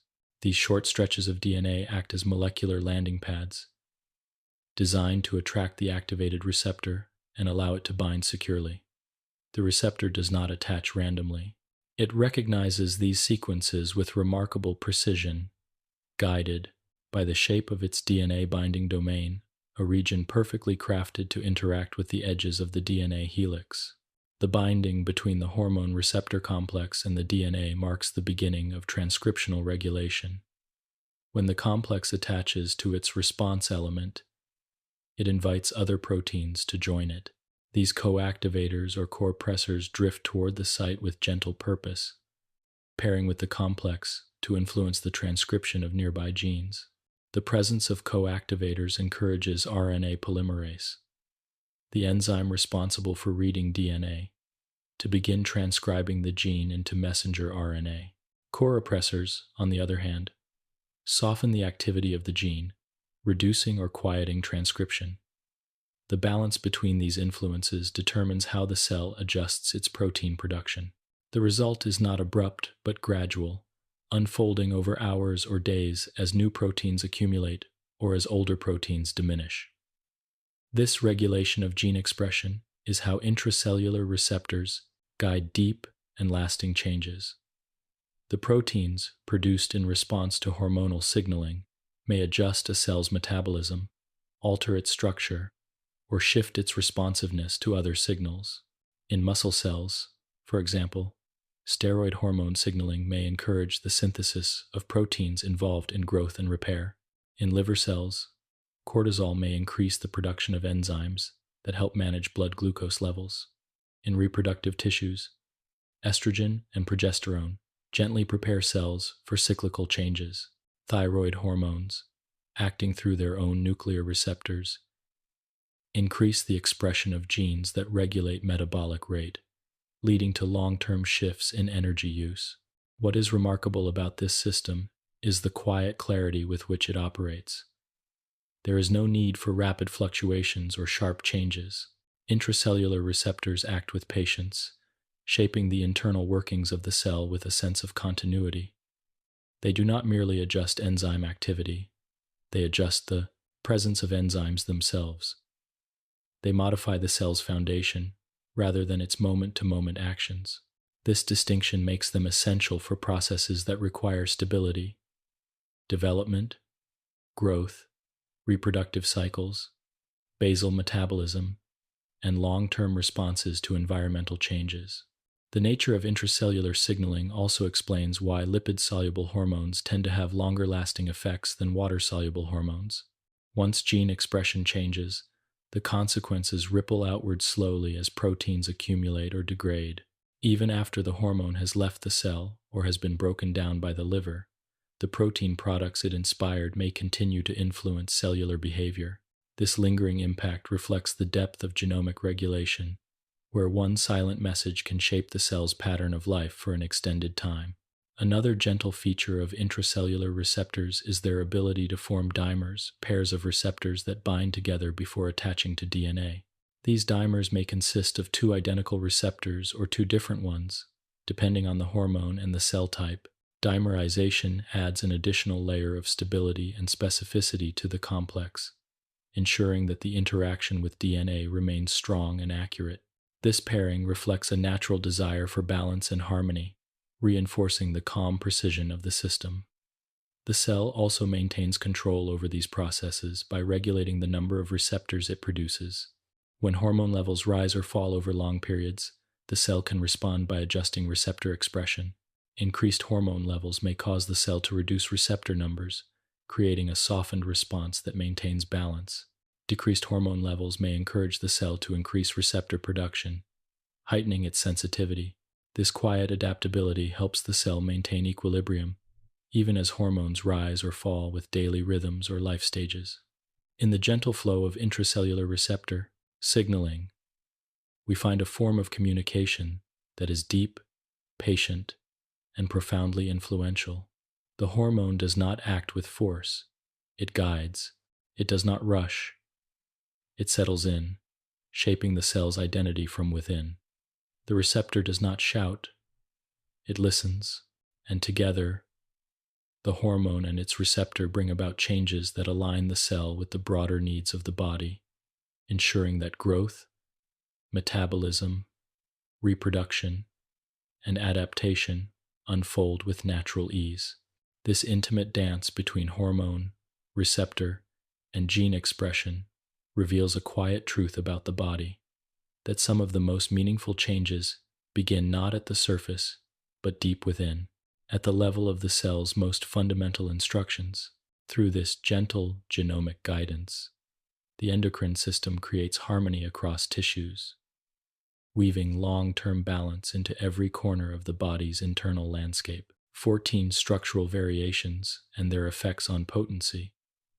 Within the vast and gentle world of hormonal chemistry, tiny changes in molecular structure can create profound differences in how a hormone behaves, how powerful it is, how long it lasts in the bloodstream, and how deeply it influences the cells that receive it. These differences are not dramatic in appearance. They are often subtle shifts, an added group of atoms, a missing bond, a small rearrangement that change the personality of the hormone in ways that are both delicate and meaningful. Understanding how structural variations shape potency is like examining the fine grain of a piece of wood or the soft ripples on a quiet pond. The details may seem small, but their influence extends across the entire surface of physiological life. Every hormone begins with a basic structure belonging to its chemical family. Peptide hormones take shape through sequences of amino acids. Steroid hormones emerge from the four-ring backbone of cholesterol, and amine hormones arise from the aromatic forms of tyrosine or tryptophan. Within each family, however, small modifications create hormones with distinct behaviors. These variations determine how strongly a hormone binds to its receptor, how long it persists before being broken down, how easily it travels through the bloodstream, and how deeply it affects the cell. Hormonal potency, its ability to produce a response at low concentrations, depends on all of these factors working together with quiet precision. One of the most important structural determinants of potency is the fit between the hormone and its receptor. A receptor is shaped with exquisite specificity, waiting for a hormone that matches its contours. A slight change in the hormone's shape may enhance this fit, allowing the hormone to bind more tightly, remain bound for longer, or activate the receptor with greater effectiveness. When a hormone fits its receptor with near-perfect complementarity, even tiny concentrations can activate the signaling pathway. This is the nature of highly potent hormones. They do not need to be abundant. Their structure ensures that every interaction counts. This principle is particularly evident in steroid hormones. The four-ring structure provides a stable foundation, but small variations, such as the presence of a hydroxyl group or the position of a double bond, change how strongly the hormone interacts with its receptor. Cortisol and aldosterone, for example, differ only slightly in structure, yet they act in distinct tissues and trigger different sets of responses. Testosterone and dihydrotestosterone differ only by the removal of a single double bond and the addition of a hydrogen. Yet dihydrotestosterone binds much more strongly to its receptor. This tiny structural adjustment creates a hormone that is significantly more potent, influencing development with deeper impact and shaping tissues in more defined ways. Peptide hormones also reflect this relationship between structure and potency, though in a different form. Their sequences of amino acids determine not only their shape, but also their ability to fold properly and resist breakdown. A peptide hormone that forms stable loops or contains disulfide bridges may last longer in the bloodstream, increasing its potency by extending its availability. Insulin's two-chain structure, held together by delicate disulfide bonds, creates a molecule that can persist long enough to guide glucose uptake with controlled steadiness. A small change in its amino acid sequence, one substitution or deletion, can change how strongly it binds to the insulin receptor, how quickly it is cleared, or how effective it is in adjusting metabolism. Amine hormones demonstrate potency through the addition or removal of functional groups. Epinephrine and norepinephrine, for example, differ only by a single methyl group attached to the amine. Yet this modification allows epinephrine to interact differently with its receptors, shifting its potency and altering how it influences tissues. Thyroid hormones offer another example. The difference between T3 and T4 lies in a single missing iodine atom. Yet T3 is significantly more potent. The absence of one iodine changes how the molecule fits within the receptor's binding pocket, allowing T3 to activate transcription more effectively. Such subtle structural distinctions remind us that potency is not a matter of size or complexity. Often, it depends on the quiet rearrangement of a single atom. Potency is also shaped by how long a hormone remains available. The body maintains careful control over hormone clearance, using enzymes in the liver, kidneys, and blood to break hormones down or modify them. A hormone that resists degradation will remain active longer, increasing its potency. For example, peptide hormones that end with certain amino acids or contain specific residues are more susceptible to degradation by peptidases. Adjustments to these sequences can lengthen the hormone's half-life, giving it greater influence. This principle is reflected in the natural variations of hormones across species and life stages, as well as in the way the body adjusts hormone levels during cycles or development. Another layer of potency emerges from a hormone's solubility. Water-soluble hormones work quickly but are cleared rapidly. Lipid-soluble hormones travel more slowly, often bound to carrier proteins that prolong their lifespan. A small structural modification that increases lipid solubility can shift a hormone from rapid to sustained action. The addition of a methyl group, the removal of a polar side chain, or the rearrangement of a bond can make a hormone more compatible with lipid environments, enhancing its ability to bind carriers and resist breakdown. These gentle changes do not alter the fundamental identity of the hormone, but they refine how it moves through the body, influencing potency through quiet adjustments in chemistry. Receptor density also interacts with structural potency. A hormone that binds strongly to its receptor may still appear weak if the receptor is scarce. Conversely, a hormone with modest affinity may exert strong effects if its receptors are abundant. The body adjusts receptor numbers based on need, creating a dynamic relationship between hormone structure, receptor presence, and potency. When levels of a potent hormone rise, the cell may reduce its receptors to maintain balance. When levels fall, the cell may increase sensitivity by adding receptors. This interplay ensures that small structural variations do not lead to overwhelming responses and that hormonal influence remains harmonious. Even transport through the bloodstream reflects structural influence. Hormones that bind strongly to carrier proteins circulate for longer periods, but only the unbound fraction is active. Subtle structural features determine how tightly a hormone binds to its carrier and how easily it detaches. Steroid hormones with certain functional groups bind more firmly to globulins, releasing slowly and maintaining a gentle, enduring presence. Thyroid hormones bind tightly to specific proteins, remaining mostly in reserve, with only a small free fraction available. These delicate balances shape potency by controlling how readily each hormone can reach its receptors. Structural variations also determine how hormones interact with each other. When two hormones share similar structures, they may compete for the same receptor. A slight variation allows one to bind more effectively, influencing potency through competition rather than concentration.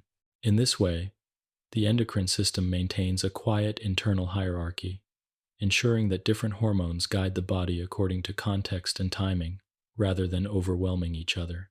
As we reflect on these structural subtleties, it becomes clear that hormonal potency is not a matter of sheer strength, but of elegant precision. A single atom, a slight shift, or a gentle modification can shape how deeply a hormone's message is heard. This quiet sensitivity allows the body to orchestrate countless functions with remarkable nuance. The endocrine system does not need dramatic changes to guide life. It relies instead on small differences that ripple softly through tissues, producing profound but always measured effects. Through these structural variations, the body finds its balance, responding to the world with clarity, calm, and an enduring sense of harmony. 15. Transport proteins and the journey through the bloodstream. When a hormone leaves the cell where it was created and enters the bloodstream, it begins a gentle journey that depends not only on its own chemistry, but also on the quiet assistance of transport proteins. These proteins act like calm companions, carrying the hormone through the watery environment of the plasma, guiding it safely past tissues until it reaches the cells that are ready to receive its message. While some hormones float freely and dissolve naturally in the fluid of the blood, others rely deeply on these transport partners, forming delicate associations that slow their movement, extend their presence, and give their signals a steady, lasting influence. The bloodstream becomes not just a pathway but a softly flowing landscape shaped by the interplay between hormones and the proteins that escort them. Water-soluble hormones such as most peptide hormones and the catecholamines need no such companions. Their chemistry allows them to drift easily through plasma, carried passively by the movement of the circulatory system. They are like small droplets that merge effortlessly with the fluid, traveling freely until they either bind to surface receptors or are broken down and removed. Because they circulate unbound, their levels change quickly, rising and falling with the body's immediate needs. Their freedom in the bloodstream reflects their role as rapid messengers, guiding swift adjustments and responding with agility to changing conditions. Lipid-soluble hormones, however, move very differently. Their structures, shaped by carbon rings or by aromatic patterns that dissolve easily in lipids, make them poorly soluble in the watery plasma. Left unbound, they would clump together or degrade quickly, unable to travel efficiently. Instead, the body offers them transport proteins, large, stable molecules that gently cradle them, shielding them from the aqueous environment and guiding their movement. These proteins include albumin, globulins, and specialized carriers that bind steroid hormones and thyroid hormones with careful specificity. Together, they create a peaceful, efficient system in which hormones that might otherwise be fragile or short-lived find stability and endurance. One of the most abundant and quietly essential transport proteins is albumin. Albumin is present in large amounts in the plasma, offering broad and flexible support to many lipid-soluble hormones. It binds them loosely, forming associations that allow the hormone to detach easily when it reaches a target cell. This loose binding ensures that the hormone remains available without being tightly locked away. Albumin serves as a kind of gentle scaffolding that keeps hormones from degrading quickly while still allowing them to participate actively in signaling. Its large number of binding sites and its stable presence in the bloodstream make it an ideal partner for many hormones, especially those that require broad circulation. Other hormones rely on more specialized carriers. Thyroxine-binding globulin, for example, holds the thyroid hormones T3 and T4 with remarkable firmness. These hormones bind so tightly that only a tiny fraction of them remains free in the plasma at any moment. Yet this small free fraction is the portion that can slip through cell membranes and bind to receptors. The bound fraction acts like a reservoir, ensuring that the free levels remain steady even when the body experiences fluctuations. This buffering effect gives the thyroid hormones a quiet stability unmatched by most others. It allows them to guide metabolic rate and energy use over long periods, maintaining balance with soft persistence. Sex hormone-binding globulin provides another specialized form of transport. It binds steroid hormones such as testosterone and estrogen with a firmness that regulates their availability. When bound to SHBG, these hormones remain in reserve, circulating calmly without interacting with receptors. When the free portion falls, some of the bound hormone detaches, restoring balance. This controlled release prevents sudden surges and allows the body to maintain consistent levels even in the face of changing demands. The presence of SHBG reflects the importance of gentle regulation in reproductive and developmental processes, where stability is more valuable than rapid shifts. Cortisol-binding globulin, or transcortin, performs a similar role for cortisol and other glucocorticoids.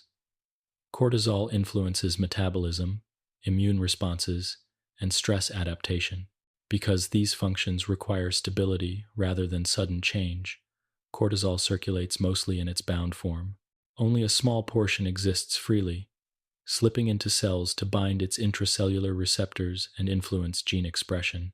This balance allows cortisol to guide long-term adaptation while avoiding excessive or frequent activation. The binding between cortisol and its carrier ensures a sense of measured calm within the endocrine system. Transport proteins do more than carry hormones. They influence potency, timing, and tissue availability. A hormone bound to a transport protein moves more slowly through the bloodstream and resists breakdown by enzymes. This prolonged presence means that lipid-soluble hormones often have longer half-lives than their water-soluble counterparts. Their messages extend across hours or even days, guiding gradual physiological changes. The carrier proteins also protect hormones from being filtered rapidly by the kidneys, giving them time to reach distant tissues. This quiet protection ensures that even small quantities of hormone can exert meaningful influence. The relationship between hormones and transport proteins also affects how signals are shaped over time. Free hormone levels can rise and fall in response to changes in binding. If transport proteins increase, more hormone becomes bound, lowering the free fraction and softening the signal. If transport proteins decrease, more hormone becomes available, strengthening the signal. These changes can occur naturally during life stages such as puberty, pregnancy, or aging, or they may reflect the body's adaptation to environmental conditions. Through these shifts, the endocrine system maintains a dynamic equilibrium, adjusting the intensity of hormonal communication without altering hormone production itself. Another layer of gentleness arises when hormones reach their target tissues, because only the free, unbound hormone can cross cell membranes. Transport proteins act as slow-release systems, allowing hormones to detach only when needed. This selective availability ensures that tissues receive a steady supply rather than sudden bursts. When a hormone binds to its intracellular receptor and begins influencing gene expression, the bound reserves replenish the free portion, sustaining long-term signaling. This rhythm resembles a quiet tide, rising gently, falling gently, never overwhelming the system. Transport proteins also play a protective role when hormone levels increase unexpectedly. By binding excess hormone, they prevent overstimulation and maintain calm within the tissues.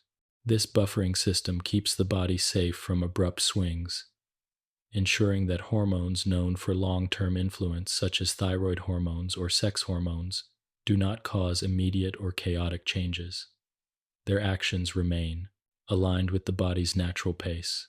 The journey of hormones through the bloodstream, supported by these transport proteins, mirrors the larger philosophy of endocrine signaling.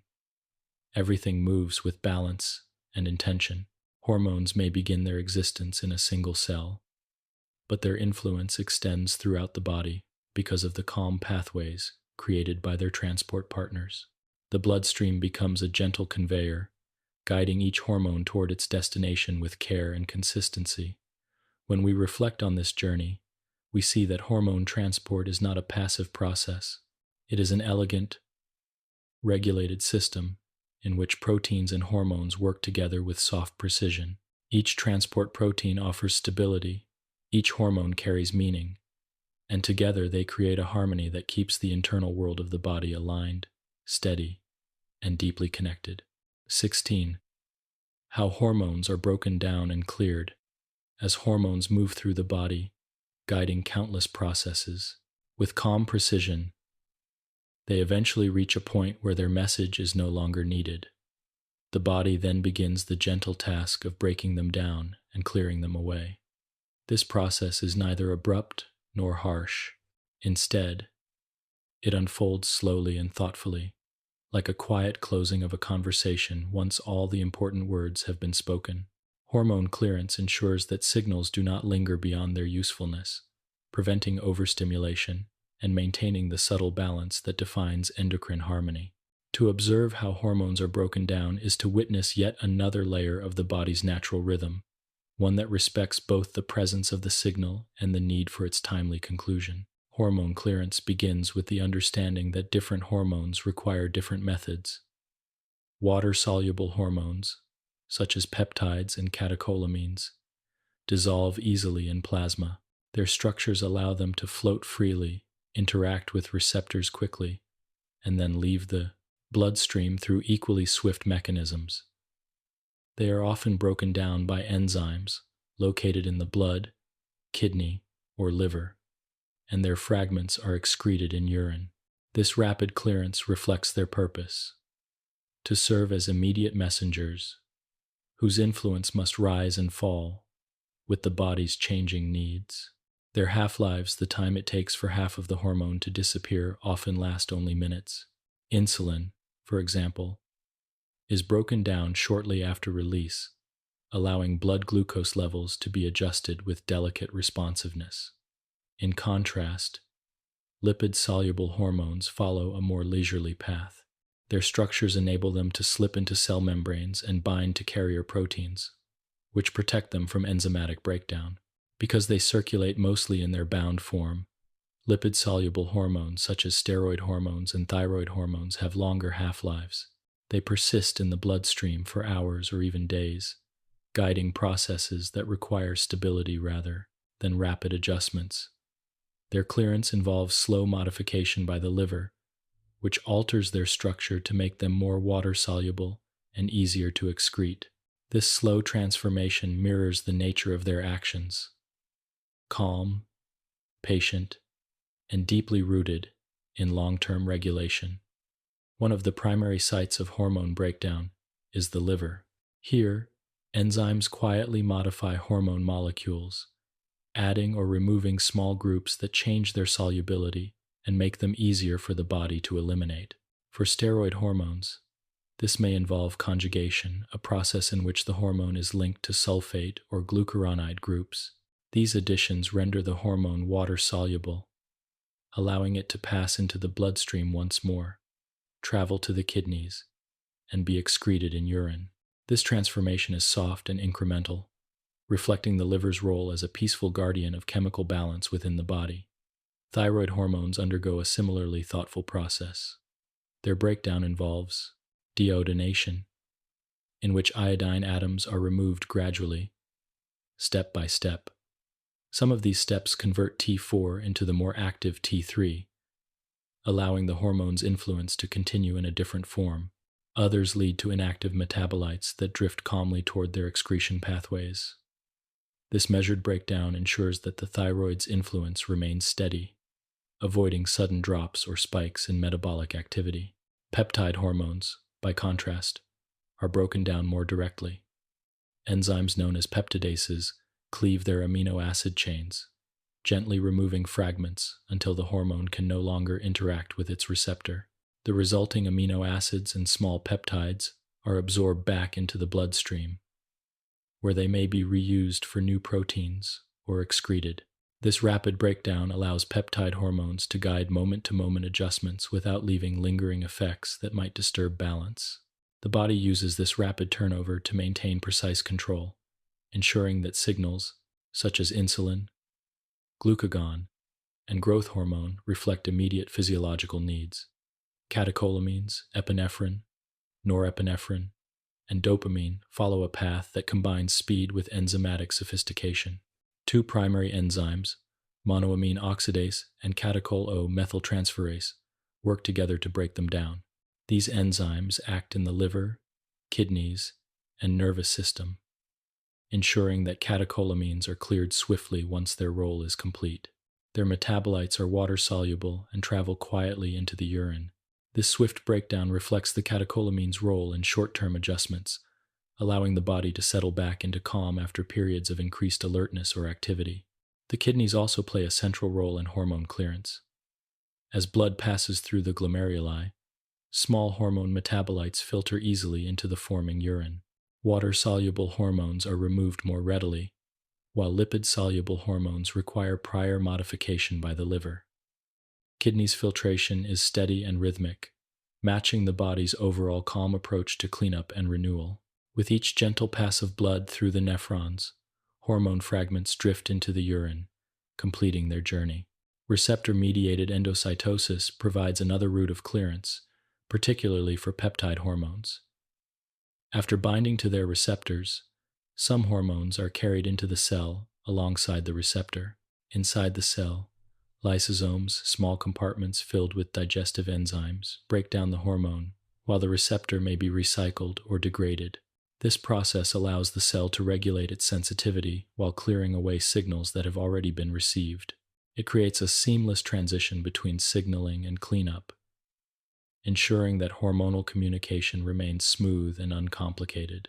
Another important aspect of hormone clearance is the concept of metabolic half-life.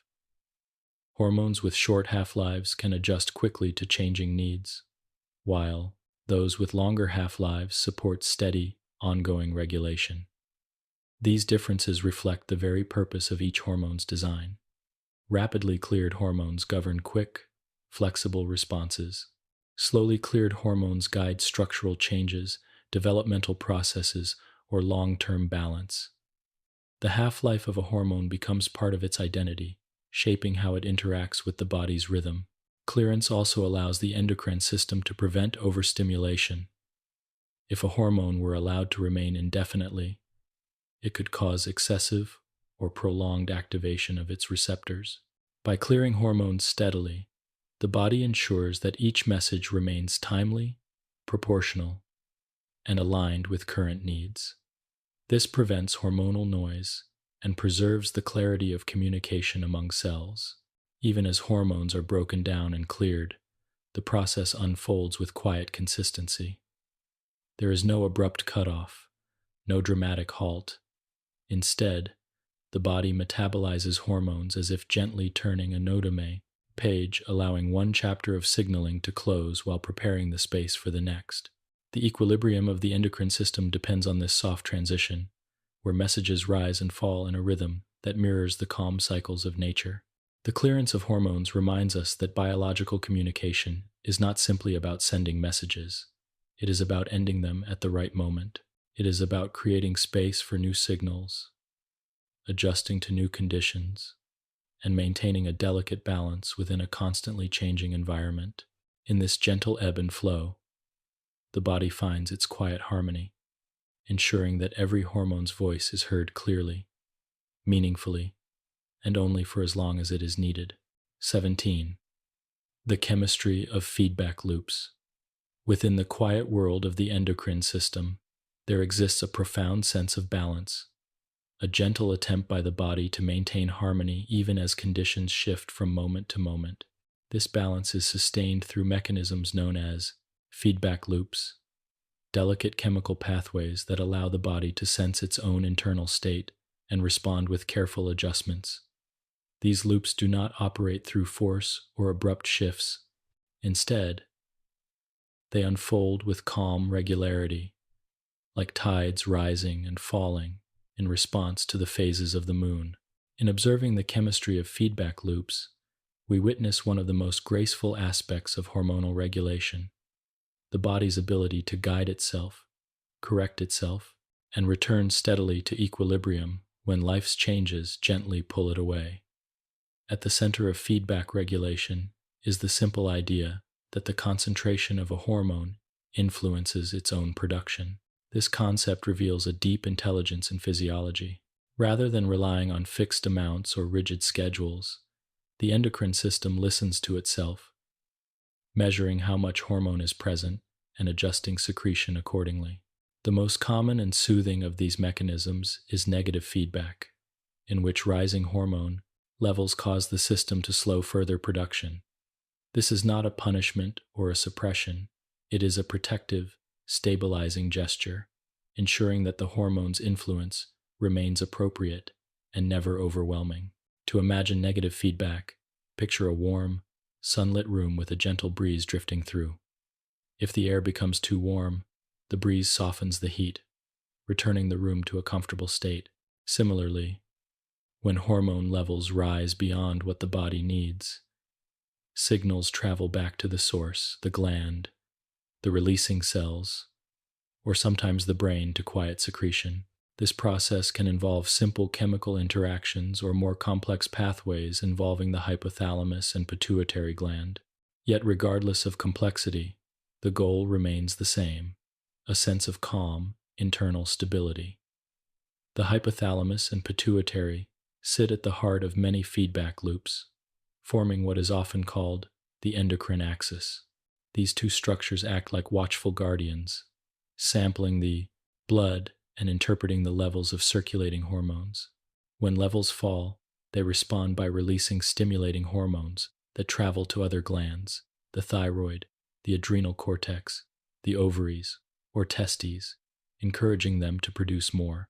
When levels rise, these stimulating signals diminish, allowing the system to settle.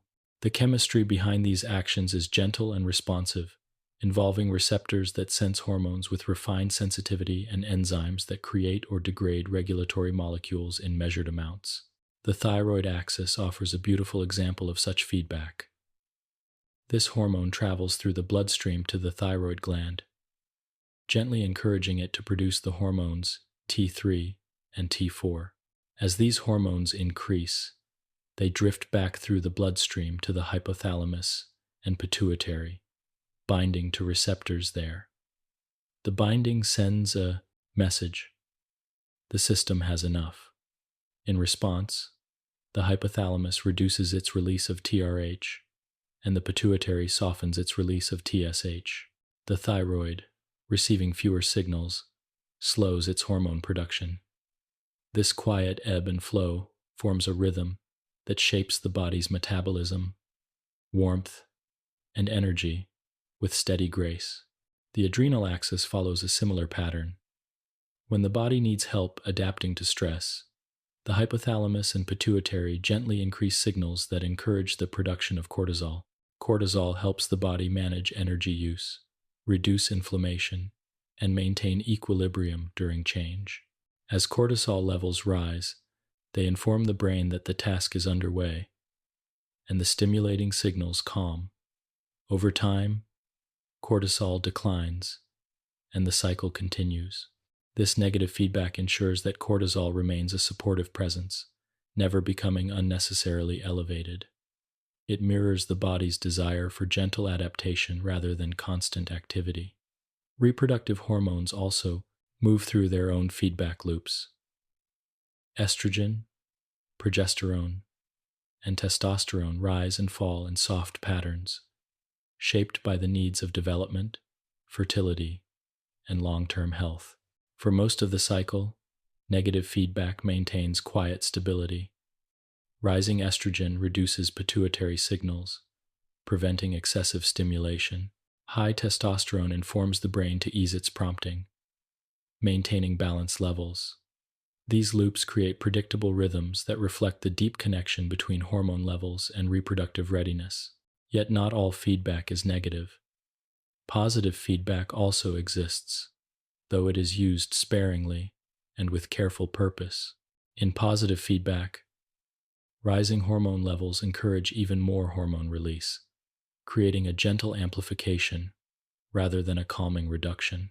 This kind of loop is rare because it has the potential to build momentum quickly, but in the right context, positive feedback becomes a powerful, purposeful force. One of the clearest examples is the surge of luteinizing hormone that precedes ovulation. Rising estrogen levels, rather than suppressing LH, intensify its release. This sustained rise culminates in the release of an egg, after which the system returns to its usual pattern of negative feedback. The chemistry of this event is short-lived yet transformative, showing how the body uses both calm regulation and brief waves of amplification to support life cycles. Feedback loops extend beyond the hypothalamus and pituitary. Many tissues possess their own local feedback mechanisms, quieter, smaller loops that help maintain balance in specific regions. For example, pancreatic beta cells sense blood glucose levels directly, adjusting insulin release without involving the brain. When glucose rises, insulin increases, guiding cells to absorb sugar. As glucose falls, insulin release softens. This simple and beautifully efficient loop holds one of the most essential chemistries of daily life, allowing the body to support energy needs without conscious thought. When hormone levels remain high over time, cells may reduce the number of receptors on their surfaces, becoming less sensitive to the signal. This receptor downregulation acts as a shadow version of negative feedback, a quiet internal adjustment that prevents overstimulation. Conversely, when hormone levels remain low, cells may increase their receptors, heightening sensitivity. This process, known as upregulation, ensures that even small hormonal signals can be heard clearly. These shifts occur slowly, reflecting the cell's intention to maintain harmony over long periods. Another layer of feedback can be found in the enzymes that synthesize and break down hormones. Increased hormone levels may reduce the activity of enzymes that produce new hormone molecules, while rising levels may encourage the enzymes that break the hormones down. These chemical adjustments help shape hormone availability, with nuance, allowing the endocrine system to fine-tune itself through subtle shifts in metabolic pathways. As we observe these loops, one theme stands out. The body uses feedback to maintain a quiet, continuous alignment between its needs and its internal chemistry. Hormone levels fluctuate gently, receptors adjust thoughtfully, and enzymes respond with elegant precision. Even when the body faces challenges, stress, hunger, growth, or change, the feedback loops guide it back toward balance rather than letting it drift into extremes. Feedback loops demonstrate that hormonal regulation is not simply about producing hormones but about listening to them. It is a conversation, not a broadcast, a dialogue between tissues, glands, and cells. Through this gentle communication, the endocrine system preserves the calm internal environment that allows the body to thrive. 18. Case Study I. Insulin and the Beauty of Peptide Folding. Among the many hormones that guide the body's delicate internal balance, insulin stands, quietly, as one of the most elegant examples of how structure and function intertwine. Though small in size and simple in its chemical origins, insulin embodies the remarkable intricacy of peptide hormones. Its gentle formation, its precise folding, its careful processing, and its graceful interactions with receptors all demonstrate how structure shapes influence. Insulin is not dramatic in its presence. It does not act with force or speed for the sake of urgency.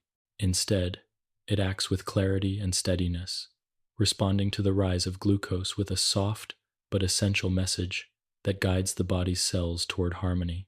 To examine insulin is to observe how a peptide hormone can become a masterpiece of chemical design, crafted in calm sequences that reflect both functional necessity and natural beauty.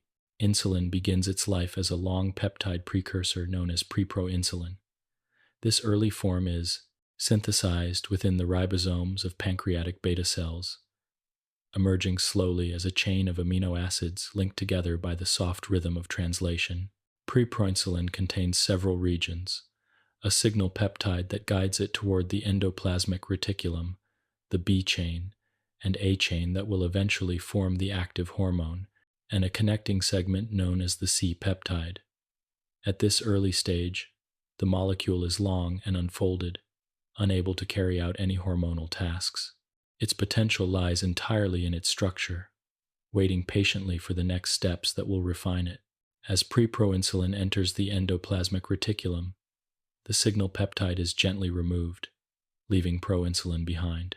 Within this calm environment, proinsulin begins to fold, guided by the quiet assistance of cellular chaperones. The folding process is one of the most beautiful aspects of insulin's creation. The A chain and B chain, though still connected by the C peptide, draw closer together, aligning their amino acids in just the right arrangement. 3 disulfide bonds form 2 that link the A and B chains, and 1 that stabilizes the A chain itself. These bonds act like delicate bridges, giving the molecule its characteristic shape. This structure is not rigid. It is flexible enough to move gently, but stable enough to carry out its function with precision. Once folded, proinsulin travels to the Golgi apparatus, where enzymes prepare it for its final transformation. The C peptide, which played an essential role in ensuring proper folding, is cut away by specialized proteases. This removal frees the A and B chains, allowing them to form mature insulin. Yet even now, the hormone's journey is not complete. Insulin and C peptide are packaged together into secretory granules, waiting quietly within the beta cells until the moment of release. The presence of C peptide in the granules reflects the shared origin of both molecules. And though C peptide does not have the same metabolic role as insulin, it too contributes to the soft complexity of this system. The release of insulin begins when glucose levels rise in the bloodstream. As glucose enters the beta cells through specific transporters, it undergoes metabolism that increases the cell's energy-rich molecules. These changes trigger the closing of potassium channels and the opening of calcium channels, allowing calcium to drift inward in gentle waves. This influx of calcium prompts the secretory granules to merge with the cell membrane, releasing insulin and C-peptide into the bloodstream. It is a quiet but coordinated event, reflecting not only the body's ability to sense its own needs but also the steady responsiveness of the beta cells. Once insulin enters the bloodstream, its gentle structure allows it to travel freely, dissolving easily due to its water-soluble nature. It floats toward the cells of the body, muscle cells, liver cells, and adipose cells, seeking the receptors that will recognize its shape. When insulin encounters its receptor, a calm but profound interaction begins. The insulin receptor is a large protein embedded in the cell membrane, with 2 alpha subunits facing outward and 2 beta subunits extending inward. The alpha subunits contain the binding sites, carefully shaped to match insulin's folded form. When insulin binds, the receptor undergoes a soft but distinct conformational change that activates its internal kinase domains. This activation signals the beginning of a cascade that mirrors the gentle amplification seen in many peptide hormone pathways. Inside the cell, proteins are phosphorylated and pathways are activated, guiding the movement of glucose transporters toward the cell surface. These transporters, once inserted into the membrane, allow glucose to drift inside, lowering blood glucose levels in a measured and controlled way. Insulin also influences gene expression, lipid synthesis, and protein formation, all through pathways that reflect its steady, nurturing role in maintaining energy balance. The hormone is not forceful. It simply allows the cell to open its doors to glucose and encourages the storage of energy for future needs. One of the most beautiful aspects of insulin's structure is its ability to form dimers and hexamers when stored. Within the secretory granules, insulin molecules come together in groups, stabilizing one another through gentle interactions. These complexes allow insulin to be stored efficiently without losing its proper shape. When released into the bloodstream, the hexamers gradually dissociate into active monomers, ensuring that insulin becomes available in a smooth, controlled manner. This quiet dissociation reflects a broader theme in hormonal biochemistry: stability and readiness achieved through thoughtful molecular design. Insulin's stability also depends on the integrity of its disulfide bonds, which hold the A and B chains in their functional arrangement. These bonds give insulin its characteristic shape, creating a smooth surface that fits comfortably within the insulin receptor. Without these connections, the hormone would lose its stability and its ability to signal. The presence of disulfide bonds reveals nature's elegant use of simple elements sulfur and hydrogen arranged in a way that creates strength within softness. The bonds hold the hormone together, yet they allow enough flexibility for the molecule to interact with its receptor naturally. The story of insulin's clearance adds another layer of gentle efficiency. After insulin has carried out its tasks, it is broken down by enzymes in the liver, kidneys, and muscles. Insulin-degrading enzyme, a softly active protease. These fragments are filtered and excreted, making room for new insulin to rise when glucose levels require it. The pace of this breakdown reflects insulin's role as a short-acting messenger, one whose presence must adapt quickly to shifting levels of nutrients. In examining insulin carefully, one notices the deep connection between its form and its purpose. The folding process, the disulfide bonds, the separation of chains, the soft movement into secretory granules, and the calm release all contribute to insulin's ability to guide energy with precision. It is a hormone shaped by the body's need for quiet regulation, responding without haste, and fading without disruption. Its structure makes this possible. A small peptide held together by delicate bridges, moving through the bloodstream with the confidence of a messenger that knows its message will be received. Insulin stands as a testament to the beauty of peptide folding, a gentle process that transforms a simple chain of amino acids into a molecule capable of orchestrating one of the body's most essential rhythms. Through its structure, its interactions, its timing, and its steady presence. Insulin brings harmony to the flow of glucose, supporting life with a soft and measured touch. 19. Case Study 2. Cortisol and the Versatility of Steroid Chemistry. Cortisol is one of the most quietly influential hormones in the body, guiding countless processes with a steady presence that radiates both adaptability and balance. It rises and falls with the rhythm of the day, follows the body's cycles of rest and activity, and adjusts gently to the shifting landscapes of stress, metabolism, and inflammation. Cortisol does not act with abrupt or dramatic force. Instead, it moves with a deep, measured calm, reflecting its origins as a steroid hormone shaped by the elegant chemistry of cholesterol.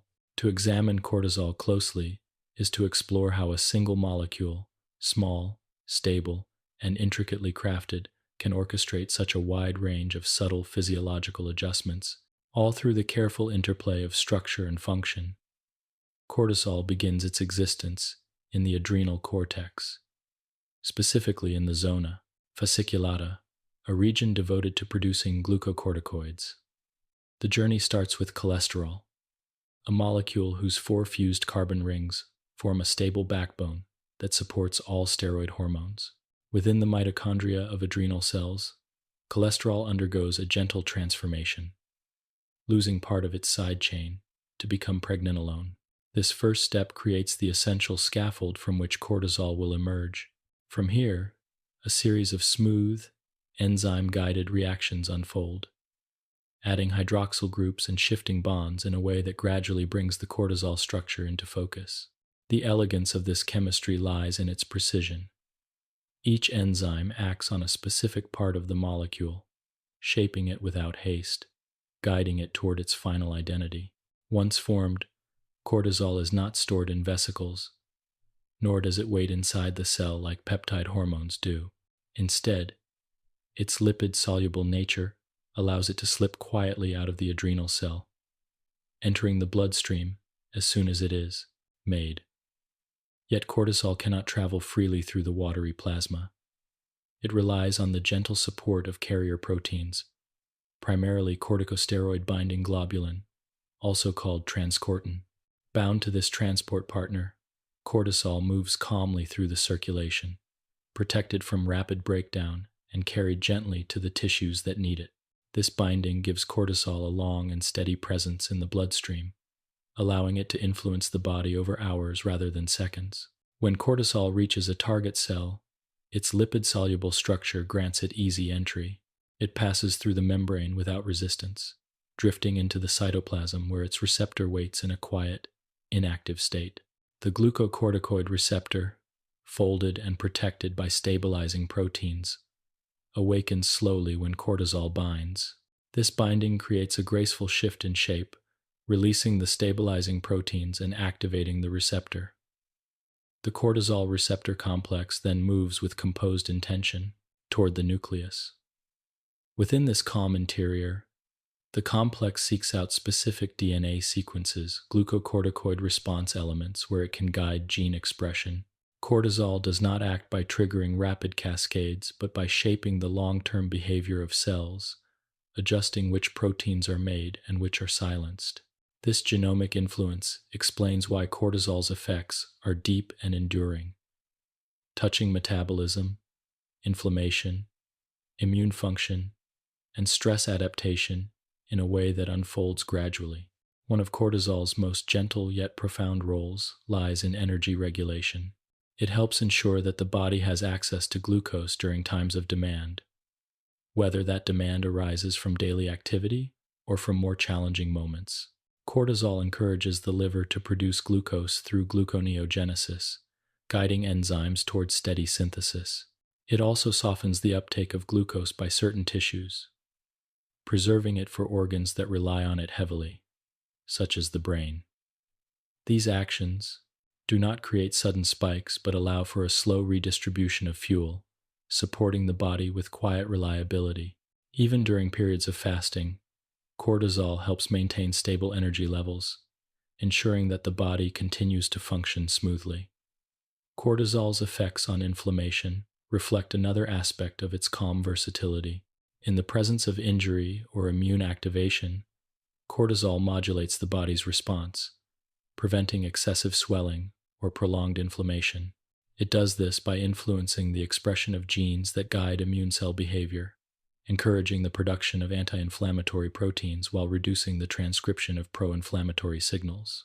The result is not the suppression of immunity, but the gentle tempering of reactions that might otherwise become overwhelming. This soft regulation helps maintain balance, allowing healing to proceed without unnecessary strain. The rhythmic release of cortisol may be one of its most soothing features. Its levels rise just before dawn, preparing the body to awaken by increasing alertness, energy availability, and metabolic readiness. As the day progresses, cortisol gradually declines. This daily pattern, known as the circadian rhythm, is supported by the hypothalamus, which releases signals that shape the adrenal glands' production. The gentle arc of cortisol levels throughout the day reflects the body's natural shifts between activity and restoration, creating a sense of order within the internal landscape. Yet cortisol is also responsive, adjusting softly but swiftly when the body experiences stress. When a challenge arises, physical exertion, emotional strain, or sudden change, the hypothalamus signals the pituitary to release ACTH, encouraging the adrenal cortex to increase cortisol synthesis. The rise is not abrupt but smooth, allowing the body to mobilize energy, sharpen focus, and maintain stability. Once the challenge subsides, feedback loops guide cortisol levels back downward, restoring calm. These shifts demonstrate cortisol's adaptability, offering support without overwhelming the system. Cortisol's structure explains much of this versatility. The molecule contains several hydroxyl groups and a side chain that contribute to its solubility and receptor binding. Its precise arrangement allows it to fit perfectly into the glucocorticoid receptor, triggering genomic responses that differ subtly from those of other steroid hormones. The similarity between cortisol and other steroids also reveals the nuance of hormonal design. Small differences between cortisol and aldosterone shape their distinct functions, one guiding metabolism, the other managing fluid balance. These variations show how minor structural adjustments can create powerful distinctions in how hormones influence the body. As cortisol carries out its functions, it is eventually broken down through gentle metabolic pathways in the liver. Enzymes modify its structure, making the molecule more water-soluble and ready for excretion. These metabolites drift to the kidneys, where they pass into the urine, completing cortisol's quiet journey. The body keeps this cycle flowing, creating cortisol as needed and clearing it with equal care, ensuring that balance remains unbroken. In understanding cortisol, we come to appreciate not only its biological roles, but also the grace of steroid chemistry itself. From its origins in cholesterol to its soft entry into the nucleus, cortisol embodies the principle that small molecules can guide profound changes with calm precision. Its rhythms support awakening and rest. Its genomic actions create stability in metabolism.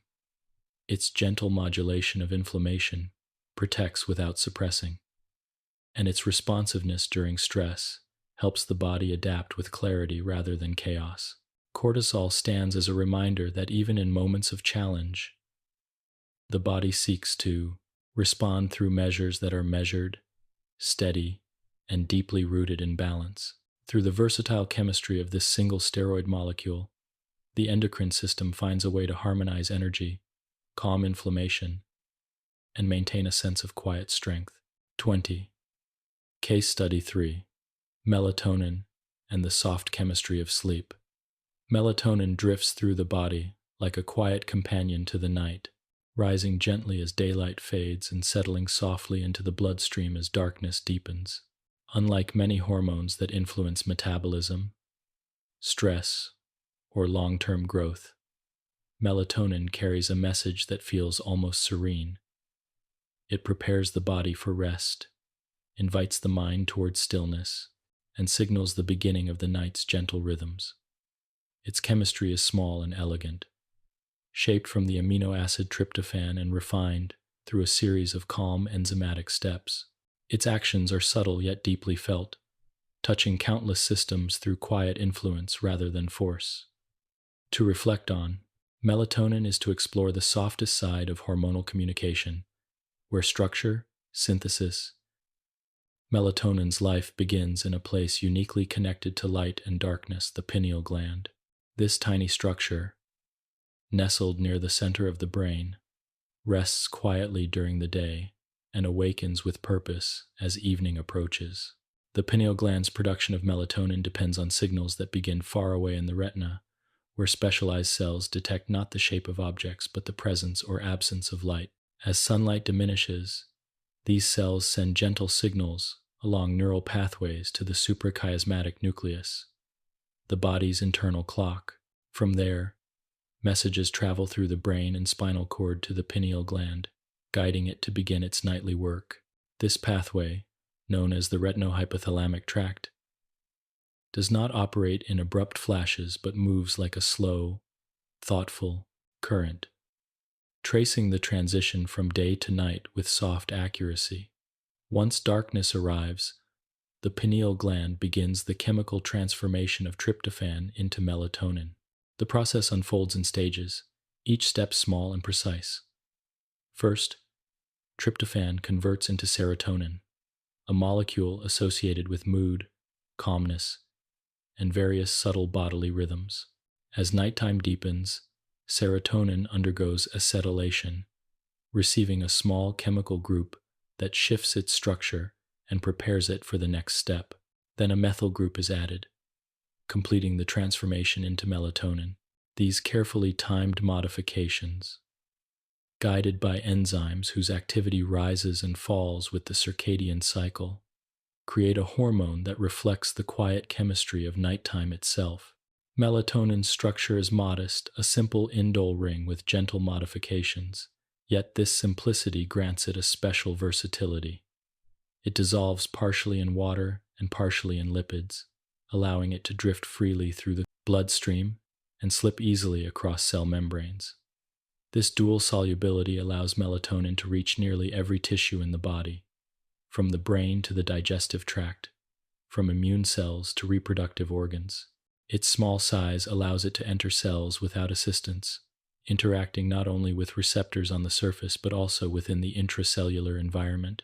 Because of this, melatonin's influence extends beyond a single system, touching multiple levels of physiology with quiet consistency. Once released into the bloodstream, melatonin begins to bind with its receptors, known as MT1 and MT2. These receptors reside on the surfaces of cells in areas associated with sleep, circadian rhythm, and sensory processing. When melatonin binds to these receptors, gentle cascades of chemical signals begin. They do not generate strong, rapid responses. Instead, they create shifts in neural activity that support the onset of sleepiness. Neurons in the suprachiasmatic nucleus respond by reducing their daytime firing patterns. Pathways associated with alertness soften. Signals that guide the body's thermal rhythm encourage a slight drop in core temperature, a hallmark of nighttime readiness. These small adjustments accumulate in a way that brings the body and mind toward rest without any sense of abruptness. Beyond its immediate role in sleep, melatonin influences many systems in ways that reflect its soothing nature. It acts as an antioxidant, moving through tissues to gently neutralize reactive molecules. Its structure allows it to donate electrons easily, calming oxidative stress without causing disruption. In this role, melatonin becomes a quiet protector, supporting cell health during the restorative hours of sleep. It also interacts with the immune system, subtly regulating cytokine production and supporting the body's nighttime repair processes. These interactions unfold over long periods, contributing to the body's natural rhythms of renewal. Melatonin also participates in the seasonal rhythms of the body. In many animals, its duration of secretion helps guide behaviors connected to shorter or longer days. While humans do not express these seasonal rhythms as strongly, the steady pattern of melatonin release still reflects the environment's shifting cycles of light. During winter, when nights are longer, melatonin secretion extends, offering a longer window of nighttime influence. During summer, secretion shortens, aligning the body with extended daylight. These gentle changes show how deeply melatonin is connected to the natural cycles of the world, serving as a bridge between environmental rhythms and internal biology. The clearance of melatonin reflects its role as a short-acting messenger. Once morning light appears, the signals that guided the pineal gland to produce melatonin begin to fade. Production softens until it nearly stops, and melatonin already in the bloodstream is gradually metabolized by the liver. Enzymes modify the molecule, adding small chemical groups that make it more water-soluble. These metabolites drift toward the kidneys and are excreted quietly in the urine. This smooth disappearance mirrors the hormone's gentle rise the evening before. It does not linger. It eases away with the same quiet grace that marked its arrival. Melatonin's structure, though simple, is perfectly suited for its nightly role. Its balance of water and lipid solubility allows it to move freely. Its indole ring supports antioxidant activity, and its gentle modifications make it receptive to the enzymes that regulate its synthesis and breakdown. Its receptors respond with sensitivity, guiding restful transitions that unfold slowly and peacefully. Through these features, melatonin becomes more than a chemical messenger. It becomes a molecular reflection of the surrounding night, embodying the cool quietness that settles over the world after sunset. In contemplating melatonin, we see the culmination of many themes present throughout hormonal chemistry. We see how small molecules can carry large messages. We see how timing and environment shape synthesis. We see how receptors interpret soft signals to create meaningful change. And we see how structure gently guides function. Melatonin's story reminds us that biology is not always about urgency or intensity. Sometimes it is about calm adjustment, subtle influence, and the steady encouragement of rest. Through melatonin, the body finds a way to synchronize its inner landscape with the world outside. As darkness arrives, chemistry shifts in smooth waves. As dawn returns, those waves recede. The hormone acts as a quiet mediator between day and night, helping the body settle, restore, and prepare for renewal. In its structure and its chemistry, melatonin carries the softness of sleep itself, offering a nightly reminder of the harmony between the body and the gentle rhythms of nature.